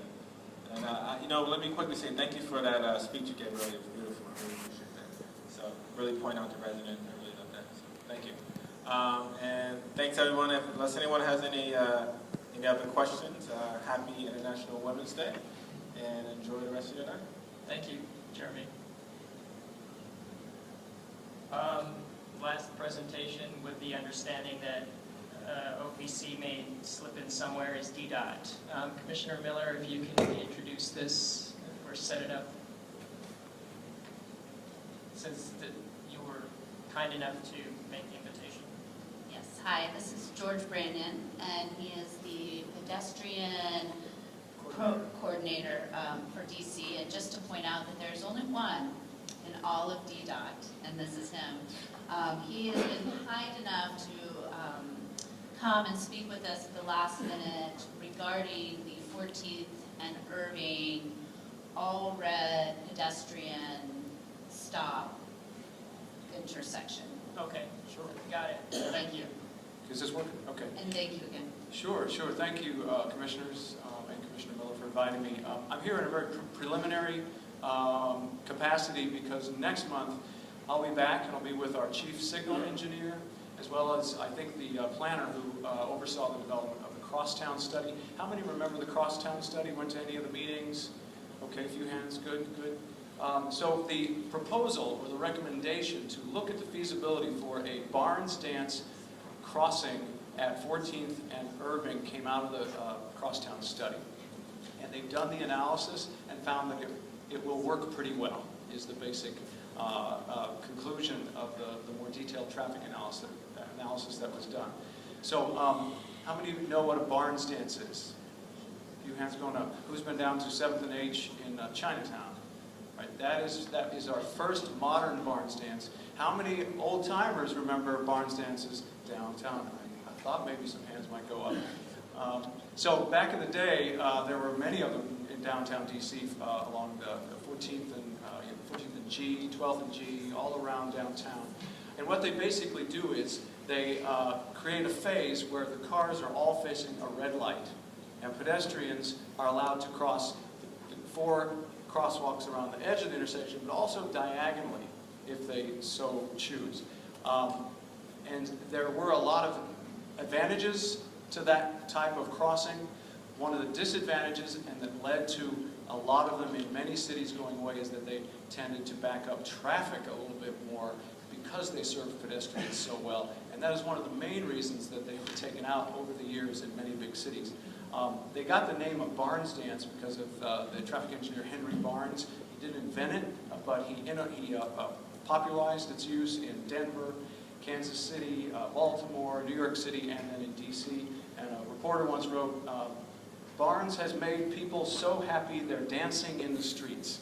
And that is how it got the name as a Barnes Dance. So what we're going to do is basically put up 3 pedestrian signal heads on all 4 corners. We're going to put 3 ramps on all corners. And then we're going to have a phase for the vehicles to move eastbound on Irving. And they're going to be able to turn left and go north on 14th, or turn right and go south, or go straight. And pedestrians are going to have a don't walk signal on all approaches so that those cars can go through or make their turns unconflicted. And that is one of the things we think will improve this intersection. Is I was looking back over the crash data that I have on pedestrians, and over a 3-year period, we had about 6 people hit and injured by turning vehicles. The pedestrians were coded as in the crosswalk with the traffic signal. and the drivers hit them. What we're trying to do is separate these movements through this new signal timing. So that first phase is Irving will move, pedestrians stay put. This next phase is 14th Street will move north and south with a leading left southbound to go east on Irving, which will be only about 7 or 8 seconds, just enough to clear some of those vehicles that are doing that.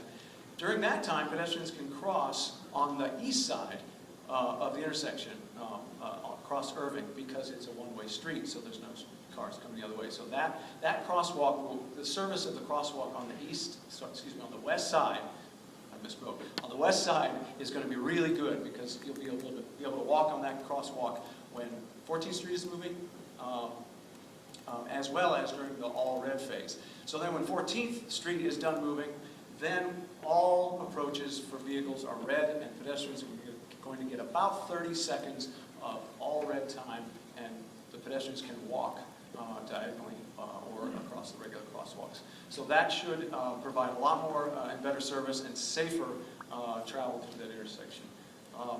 So when we come back, we're going to come back with some diagrams to help, because it's really not great to just to explain which direction vehicles are coming from. We'll have some show and tell, we'll have some illustrations, and we can talk more about how it works, and you can ask the hard questions of the traffic engineer who will be here. We are going to have a lot of outreach on this because the one issue we want to make sure works well is that pedestrians stay put during the don't walk, but then they get the payoff from the wait, which is you get to go in all directions and diagonally when the all red comes up.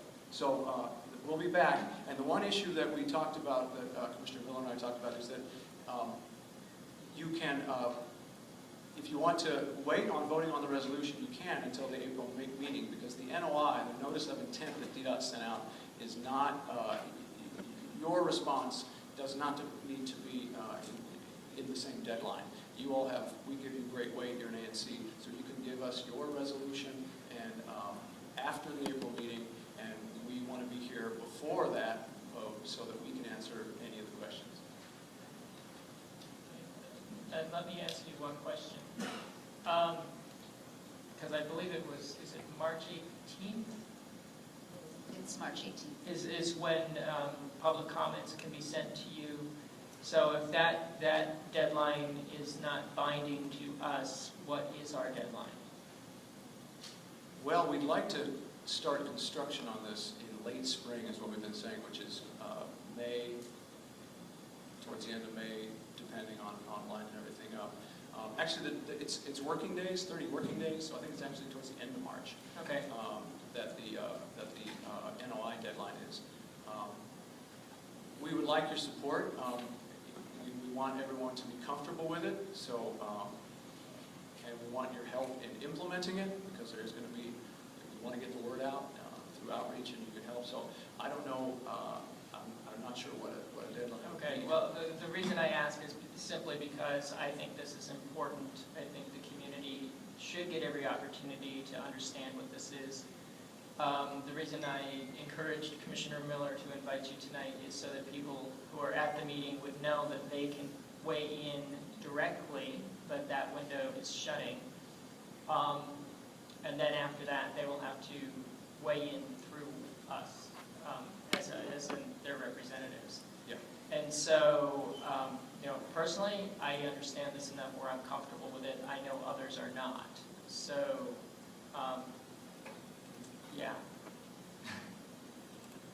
Are there any other questions from commissioners? Yeah. Commissioner Wade? Hi. 14th and Irving happens to be in my single-member district. And I'm also one of the old-timers from the original Barnes dances in downtown D.C. We are struggling, mightily right now with massive traffic gridlock along our east-west corridors, Harvard, Columbia, Irving, and Kennedy. Massive gridlock. Also massive gridlock, Georgia Avenue, Sherman Avenue, 11th Street, 13th Street, 14th Street, 15th Street, 16th Street, all within our ANC commission.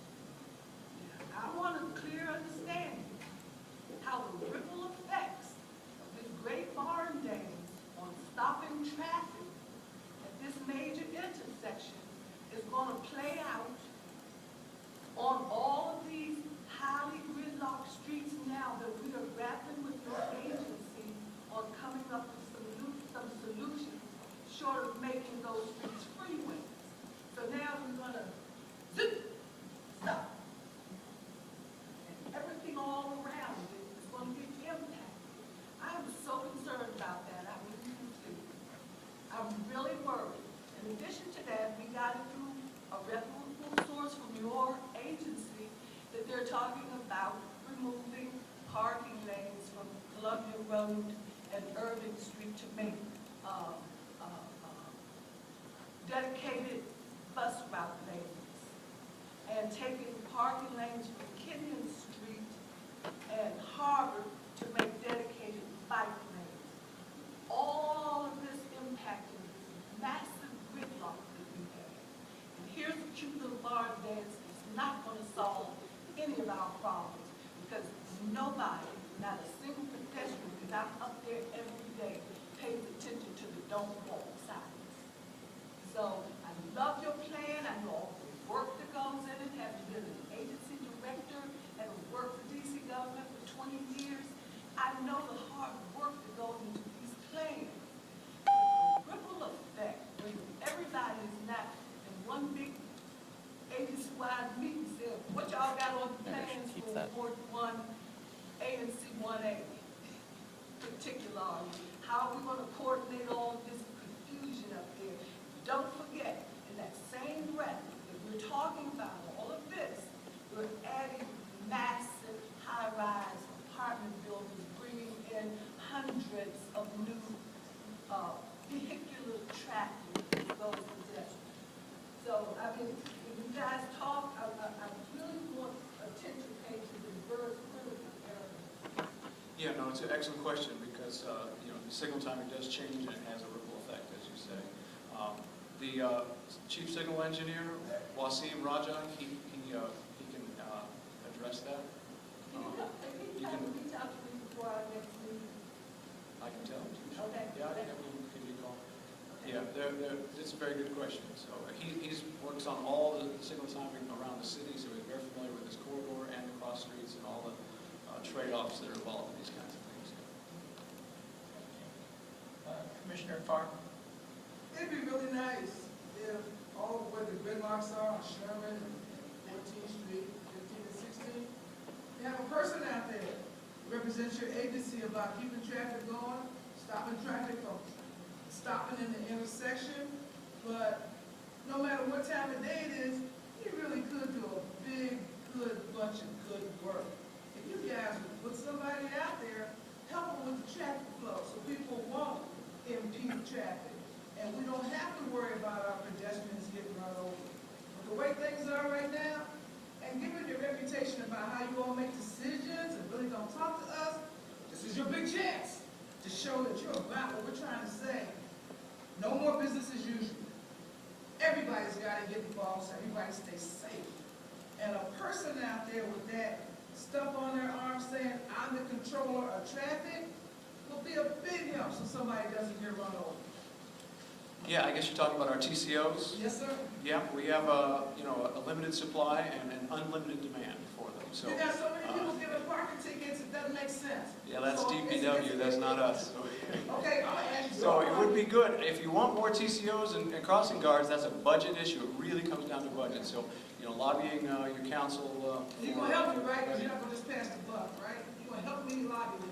'Cause you know. Well, I'm not allowed to lobby with. You're not allowed to lobby. Well, I work for the government. I'd love to, I'd love to. I'd have everybody helped across the street. All right, Mr. Nelson, do you have a question? Based on what you said, you're still allowing people to turn on 14th and 30th. The box that's down on 7 and in Chinatown, there's no left turn, no right turn. Yeah, there's no turns at all. At all? Yeah, that was a special case. I don't understand why you would want to do that on 14th Street. That's part of the problem that we have now, is people turning. Yep. The way the lights are set up now, people think that they can cross and they cross in front of people that are turning. Yep. And there's no need for that. The congestion is so bad there because of the way they designed that thing in the first place. If you're gonna put the box in, which I don't say is a bad thing, then take where it turns and that'll speed up the flow. Well, from what I understand, you're allowing the turn when the signal is green, but they're taking away right turn on red. Yeah, that's a good question. I mean, one of the things we did at 7th and H is we were in the middle of a very tight grid, and we had a number of turning vehicle crashes with pedestrians, and we decided to allow the pedestrians to cross any direction during the bar and stand space and to continue to cross with the green signal on the the other 2 phases. That's not the way the old barn stances work. And one of the reasons was we just wanted to get rid of any turning vehicle conflicts. Now, we still have had a couple people struck by drivers who turned illegally at that intersection. But this intersection is not in the same context in terms of where it is in the city, and there are a lot of turns that need to be accommodated. So we're going to try going back to a good old-fashioned barn stance, the way they were starting in the late 40s and through the 80s, and we're going to see if through both enforcement and education and promotion and information we can get both or all road users, pedestrians, drivers, and cyclists to follow the rules. If everybody follows the rules, it will work very well. Yes, sir. And I'll give you the last question so we can move on. Thanks. My name's Jesse. I actually walk by there every single day, multiple times a day. With all due respect, I do observe the don't walk sign. I think I heard you say that pedestrians are going to need about 30 seconds to do barn stance across diagonal. Is that right? Yep. From my personal experience, sometimes that's really not enough time for me to cross one way that I can cross right now sometimes. So I just want to ask, maybe it's a question for the traffic engineer, are you considering extending that beyond 30 seconds and can I submit that formally through your... You certainly can submit that, but I'll tell you here's the context. We have about 120-second cycle, so that's like the pie, and that's the same as up and down the corridor. That's from the beginning, to go through all phases of the signal and back to the beginning again. 120 seconds. If we want to address Commissioner Wade's issues about traffic backups, traffic throughput, that if it's not working very well, backs up, affects other intersections, can cause the gridlock that a lot of people complain about. We have to try to find the balance. We have to have a minimum amount of time to meet ADA requirements. We're over that. The diagonal is longer than the crossing the street perpendicularly, so we have to account for that. We are trying to split it up as best we can to accommodate all the users, the vehicles and the pedestrians, and there's no free lunch in this. So we're trying to, we're beyond the ADA minimum, which is good. We can't be below it. We've gone beyond it a few seconds. But if we go any more, if we make that third barn stance phase 45 seconds, there's 15 seconds of vehicular movement on one of the other 2 directions. We can't service. So these are the kinds of things that we deal with on a daily basis, and there's just no easy answer sometimes. So I appreciate the question. Yeah, appreciate it. I'll just say, I'll own that I'm all for disincentivizing driving in the city, so that's where I'm coming from. So thank you. Yeah. Okay. Thank you. If you could leave your contact information, if anyone else has a question, we can at least connect them. Or if there's anyone else that has a question, if you could raise your hand, maybe you could leave information with them on your way out. Yeah. And then we will see you, next month? Yeah, next month. Is your meeting on the... No, it's not on the date. It's the next... 12th. 12th? 12. Yeah, 12th. Okay, thank you. So you have over a month to recuperate.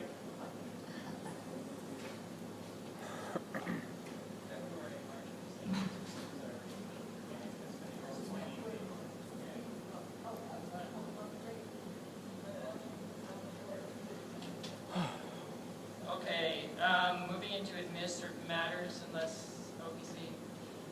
Okay, next one. Awesome.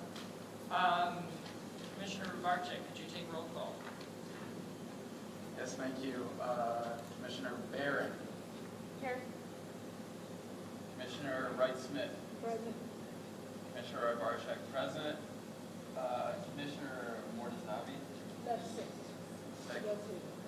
Commissioner Miller. Commissioner Dubeshner. Commissioner Farmer. Here. Commissioner Bass. Here. Commissioner Holmes. Commissioner Brown. Here. Commissioner Love-Wade. Here. And Commissioner Hudley. Here. That is quorum reached. Thank you. Okay, next item on the agenda is approval of the agenda. Please look at the consent agenda and official business. Let me know if there's anything that needs to be added, anything that needs to be removed. My BCA. Okay, so the BCA application 19424 will be moved to... But let me just say this, because I didn't get a chance when Mr. Rich stood up. This is not one of those cases where we're rubber stamping anything. I've had community meetings with the neighbors. I will continue to do that. The The reason that it's being postponed is based on a community meeting we had last Friday, March 3rd. The owner is going to make some adjustments in their plans, and so they took into consideration what the neighbors' concerns were. So we're not rubber stamping anything up here, just so you know that. And that is why I don't care if we postpone it January, February, or March, and even April if we have to. If that means we get a good resolution that satisfies everyone, I'm totally fine with that. Thank you, Commissioner. Commissioner Marshall?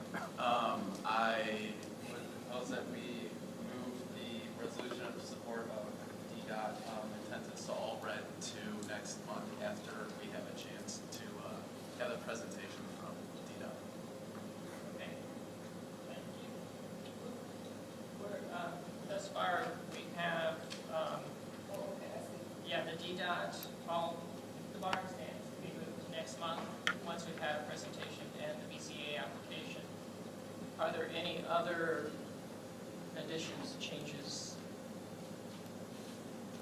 Hearing none, I would move to approve the agenda with those two modifications. All those in favor say aye. Aye. Any in opposition? Any abstentions? The motion is unanimous. Next is the approval of the treasurer's first quarter report. Commissioner Kvetcher has already distributed it to everyone, I believe. Commissioner Kvetcher, do you have anything to say with regards to the report? Our balance was 19,100. Could you use the microphone, please? Our beginning balance was 19,113.48, and our ending balance was 445.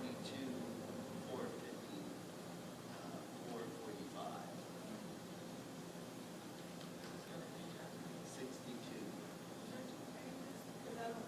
It just won. Oh, I see, thank you. And right now we have about 19,000 in the bank. All right. Any questions regarding the Commissioner Brown? So there's no bank charges? There's no bank charges? No. Okay. Okay. Then is there a motion? I move that we accept the treasurer's report as presented. Is it seconded? Second. Thank you. Sorry, my eyes couldn't hear. All those in favor say aye. Aye. Any opposed? Any abstentions? The motion is unanimous.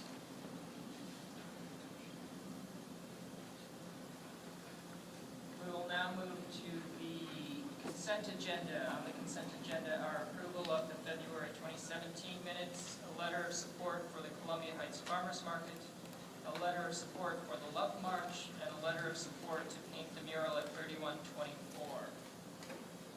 Is there a motion on the consent agenda? Second. Been moved and seconded. All those in favor say aye. Aye. Any opposed? Any abstentions? The items in the consent agenda are approved. Moving into official business, the first item on the agenda is a resolution in support of Bill 22-074, the Local Resident Voting Rights Amendment Act of 2017. Commissioner Miller, this is yours. Would you mind introducing it? Yes, thank you, Chairman. This is a resolution in support of Bill 22074 and the Local Resident Voting Rights Amendment Act. This expands the definition of qualified elector to include permanent residents to vote in local municipal elections. So these will be for our mayor, our attorney general, our state board of education, our council members, and most importantly, our ANC commissioners. These are permanent residents in our country. They serve in our military. They represent a sizable portion of our workforce. They own businesses and properties, and they pay the same state and local taxes, and where applicable, property taxes that everyone else in our population does. This is about extending the voices in our community. It's about improving the diversity on matters that impact and affect all of our residents, And again, these are local issues. These are affordable childcare and healthcare. These are safe and clean neighborhoods. These are quality schools, quality parks, senior centers, and decent and affordable housing. Be it resolved that the Advisory Neighborhood Commission supports this bill for the local residents. Voting rights amendment. Yes, comments from commissioners. Commissioner Wade? Yes, are these permanent residents or are they citizens of the U.S.? They are non-citizens but permanent residents. Are there any other citizens of the U.S. that are granted voting rights? A non-citizen. Are there other non-citizens of the U.S.? There are about 6 other jurisdictions that do allow for permanent residents that are non-citizens to vote in local municipal elections. You know, they may be some. I can give you 2 of them off the top of my head. I apologize, I don't have the rest. Maybe someone in our audience would know. I know Tacoma Park does it, and I believe it's PG County also has just implemented the resident. Maybe it's Montgomery County, I apologize. But, I'm sorry. I just want to just be clear that voting is a right of U.S. citizens.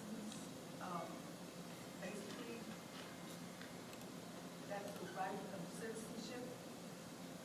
And I would just point out, and I respect your opinion, and I can certainly understand the position. I would say that's probably the #1 counter to this bill or to this proposal. But we in the District of Columbia are fighting for our own representation in the House of Representatives. And on our license plate, it does not specify citizenship without representation. It specifically states taxation without representation.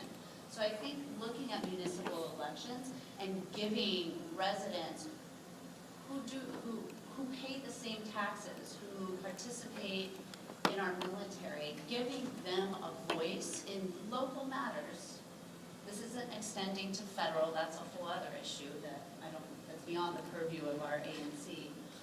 But this is addressing the need that we are asking residents to pay for our schools, that we're asking them to pay for services, and giving them a voice in how those services are implemented, I think is a responsible thing to do. And whether only 6 other jurisdictions does that, I don't think it should be a determinant of whether or not we decide what's right, or whether we decide that that might be the best way to treat the residents in our community. Thank you, Commissioner Miller. I think Commissioner Wright-Smith had a question. Yes, I do. Isn't it true that this legislation died in one of the council committees? And I believe the reason was because there was going to be some difficulty in moving forward with municipal elections versus general elections. So how do we get around that issue? So I mean, that would fall under the Board of Elections. But I would point out that when I go and vote and I give my name, that they are able to hand me a ballot that only reflects my SMD. So I'm only voting for my state board of, my state board of education person that is in my district. That I'm only voting for the ANC commissioner that's in my SMD. So I think the technology that has demonstrated that it's easy enough to program in who a register, because they will still have to register to vote. It's not like they can just show up and get a ballot and cast it. It would be similar to how they sort of cater to individual voters in their districts. I think we have one more question from Commissioner Wade. Yes, is this non-citizen voting right extended to Americans in any other country? Can we then go to other countries because we're living there and working there and paying into the economy? Are we then allowed to vote in their elections, whether it's municipal or state or national? I don't get it. We don't even get to vote in our own state I elections. understand We don't have that, I representation. understand that, and that's a fight that I yeah. am behind, I am behind. But, is that option afforded to us anywhere else? Well, this resolution is only for this particular, the district. I can't comment about other states, but this is specific to, this resolution is in support of giving local residents the right to vote. Okay. Are there any other questions from commissioners? Commissioner Farmer? Well, the right to vote and just listen. Right, and again, let me re-emphasize that is just municipal elections. This does not include our president and, oh wait, we don't have professional. Right. I just want to keep, So let's get to Commissioner Farmer's question, please. I think that the question of the day now is, are we going to be inclusive with the people who don't talk like us, but yet live and work in our communities and go to schools? Or are we going to go back to the old boys network set up by the people who never thought people of color were worth even 2 cents, that women couldn't vote because they were women, and you couldn't even own property? Now here we are in the enlightened age of 2017, and we're questioning our neighbors about their citizenship. This is not the poltergeist. This is real life about who lives and works and smiles at us and says good morning and good evening. I've even learned some Spanish I didn't know before, because people take the time to talk to me, and I take the time to talk to them. I think it's a better community when we include our neighbors. And citizenship is only based on pieces of paper, on words, and giving the people who did that are way dead, and the people who perpetuate what citizenship is and yet not treat us all fairly and equally is wrong. So my question is, we should be good people, we can be good people, we should be good people. Thank you, Commissioner Farmer. Commissioner Rabarchi? I do want to point out that non-citizen voting has a long history in the United States, and it existed in many different states until the 1920s during waves of immigration from other parts of Europe, and when xenophobic feelings also started during that time. I believe it was Kansas was the last state to get rid of non-citizen voting. What was it? Arkansas, thank you. So this is something that's existed all throughout our history, but when people who didn't look and talk like us started moving here, we started taking away that right. And that's why now I think it's a chance to give it back to people who live in our community and we benefit from too.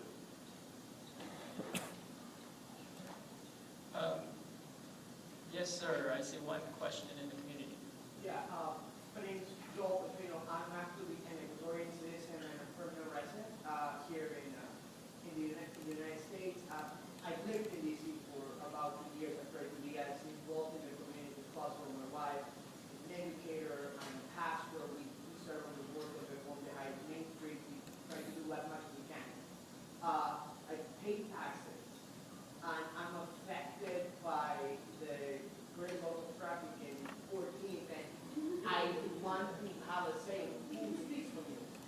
I'm as affected by the laws as anybody else, and at the same time, I'm a part of the community. And it's not kind of like this private matter of like deciding a Congress matter, but I say it's a very, very local matter. And this city, the whole city is extremely international. Our landlord is from the UK, and we have people in our block from India and from France and from England, and they're living here. And they're your neighbors that are affected by what goes on, and we would very much appreciate you guys. Are there any other questions from commissioners? Then is there a... Sure. Do you know if there's any other agencies in the city that are writing the same type of resolution, or are we the only agency? I'm not aware of it. I know 1D has passed a resolution in support of this. I wish our 1B commissioners were also certified, but I do know that 1D has passed it. Yeah. Well, I can assure you, Patrick does know about 1B, or we'll find out very quickly about 1B. Right. Yeah. Yes. That's where he lives. So if there are no other questions or comments, is there a motion? Okay. Second. So Commissioner Rabarczyk moved, and there has to be a motion for the actual resolution. What are we voting on? Oh, I move that we vote to approve the resolution in support of Bill 22074, the Local Resident Voting Rights Amendment Act of 2017. Okay, so it's been moved, and I heard a second. I'm going to do it this way just so I can get it down correctly. All those in favor, raise your hands.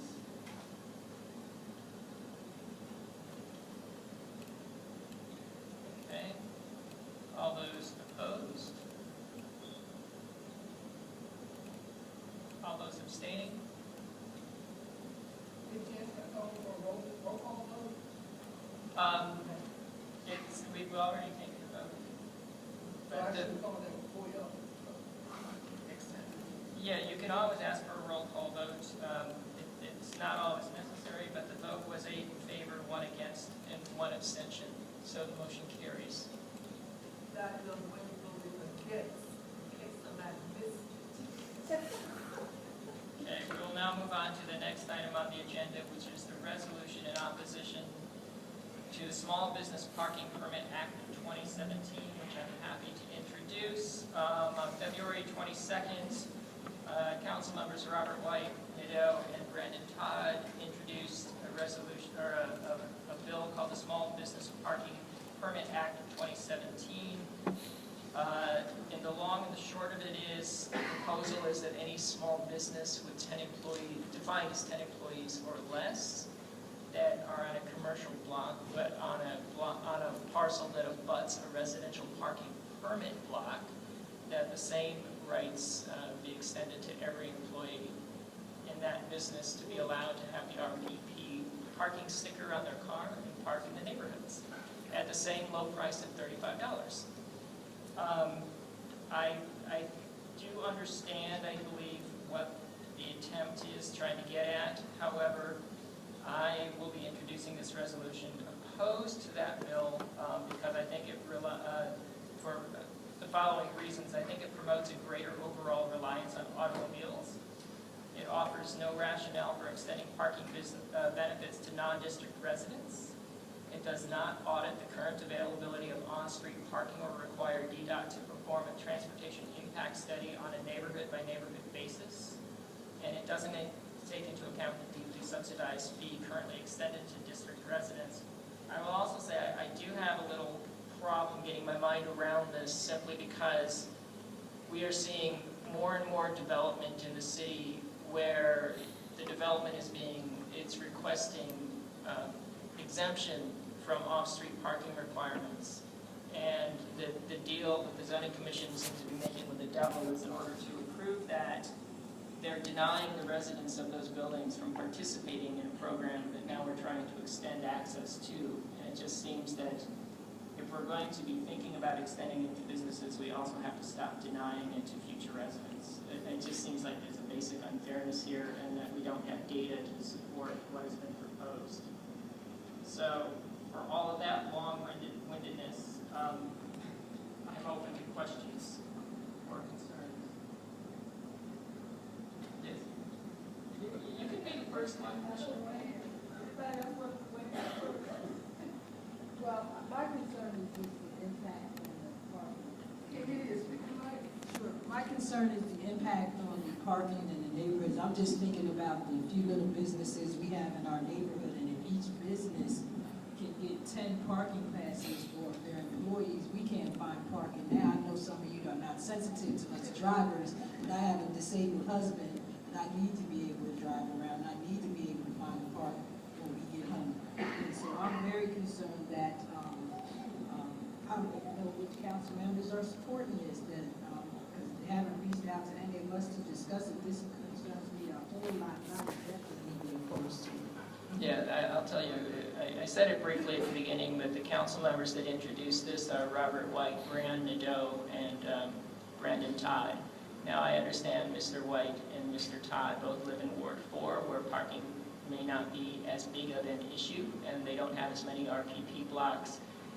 That's not what's going on in Ward 1. That's not what's going on in Ward 2. That's not what's going on in Ward 6.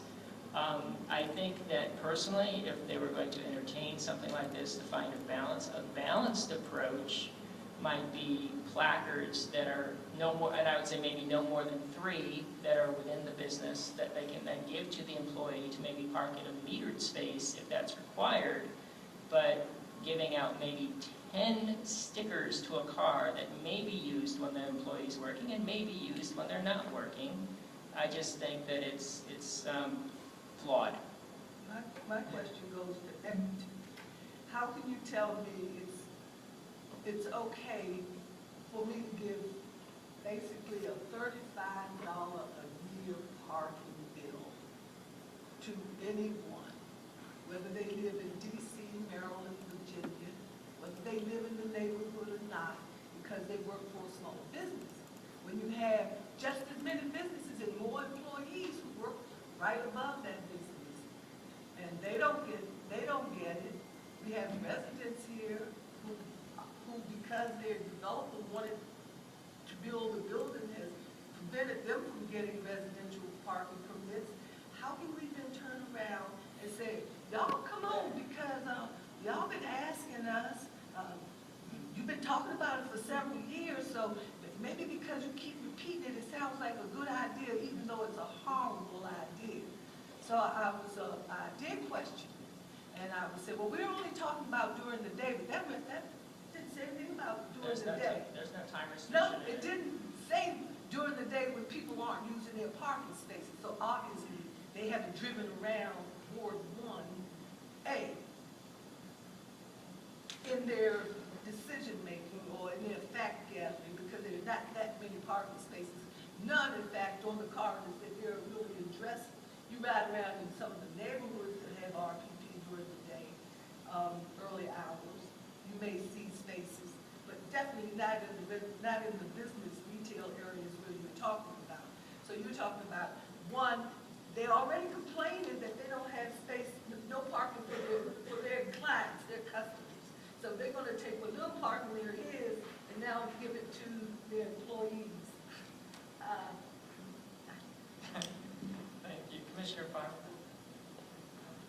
I would like to point out, in this era of new political climate, as the oligarchy begins to try to run all of us, that it matters that we keep our neighborhoods, because if it wasn't for our nice neighborhoods, they wouldn't be over here trying to have a business. I think businesses have an obligation to not just give money to our city council people who give them what they want. I would like to see our city council people who sponsor this bill understand what we're about. We're about neighborhood, community. We like our little small businesses, but you're not paying enough to decide you can take our spaces. That's oligarchy control. I don't want to see that. This is 1917. We were warned in 1984 what things could look like. Okay, you know what I mean. I was just saying, I don't want it to be 1917, because I don't want to go to Europe. I know. I don't even want to bring up this movie called Things to Come, good sci-fi movie with Raymond Massey that showed in 1939 that this is where we are. In 1939, they made a prediction. In 1984, they made a prediction. 2017, the oligarchy shouldn't get its way. Between the development, between the big businesses, the small businesses, and I don't want to give my lazy city council people who sponsored this bill an easy way to get donations for their campaigns. If you can't get it from the community, what are you about? Thank you, Commissioner Farmer. I'll It's go with Mr. 1917. Commissioner Barron? Nope. I was just going to observe that there seems to be a lot of agreement, and I Yeah. wouldn't want to prematurely move that we vote, but wanted to observe that we might be ready to vote. Yeah, I believe we are. I do see that there are 2 people, if you can, Mr. Nelson. Say the same thing that I said the last one, only this, I think, takes more precedence that you communicate with all the chairs of all of the ACs in Ward 1. Yeah. And have them be the same kind of thing. No. Send a clear message to the council person of this board that we want to be heard. This is the way to do it. No, I already planned. I didn't want to presume the outcome of tonight, but based on the way it's going, I plan to share this with the other 3 ANCs in Ward 1. I think this is something they'll be very interested in, and I would really like to have this be one of those things where we can collaborate, which doesn't happen too often. I this proposed bill is in direct contradiction to the city's effort to increase ridership on Metro, to decrease automobile traffic and pollution. So they're doing everything to mitigate the traffic concerns we have here, to increase our problems. This just doesn't do anything for our community at all.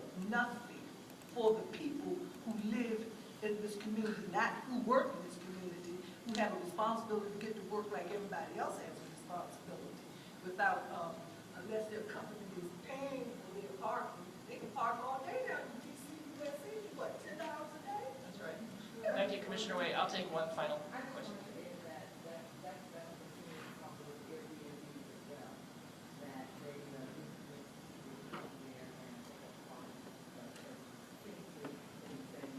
Yeah. Thank you. Where we are, I will move to approve this resolution in opposition. Is there a second? Second. All those in favor say aye. Aye. Any opposed? Any abstentions? Motion passes unanimously. We'll now move on to the final resolution.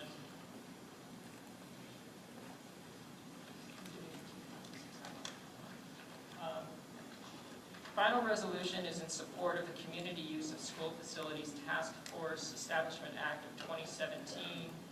This was introduced by Councilmembers Allen, Bond, Robert White, and Grasso. Essentially what they're intending to do is have a task force look at our school facilities and see if they can be used for physical recreation before or after school hours, or including weekends and school vacations. Some of our schools have lovely facilities that the community do not get to use. I like what the task force will do, and keep in mind that a task force doesn't necessarily mean anything will change in our schools. It just will make a recommendation, which would then have to be vetted. What I would like to do, though, is I'm trying to send some support and a message to the council that I like this idea. However, my resolution in support has some stipulations because I don't think it goes far enough. And I'll read the two stipulations. Is that the task force broaden its definition of community use to include types of community recreation other than physical recreation. Many district neighborhoods lack community meeting space necessary for civic engagement. Additionally, a survey of school facilities will also identify fixed-seat auditoriums and/or other spaces appropriate for community recreation that is other than physical, which is equally beneficial to maintaining a healthy community. And two, that the task force include representation from advisory neighborhood commissions, as school facilities are integrally connected to neighborhoods surrounding them. It's essential that the most local and closely connected level of government to our neighborhoods be a component of the task force. I'm making that second recommendation simply because they're including PTOs, they're including teachers, they're including people from DPR. Essentially, they're including everyone connected with the school or recreation, but they don't seem to be connecting anyone from the communities that the schools are located in. So I think that that's a flaw. Are there any questions? Sure. I'll just do it this way. Any comments or concerns from commissioners? Any questions from members of the community? Then I would move to approve this resolution as introduced. It's been moved and seconded. All those in favor say aye. Aye. Any opposed? Any abstentions? Then the motion passes. That brings us to the end of our agenda. So is there a motion to close the meeting? Seconded. All those in favor say aye. Aye. Any opposed? Any abstentions? So this meeting of ANC 1A is adjourned at 9:11.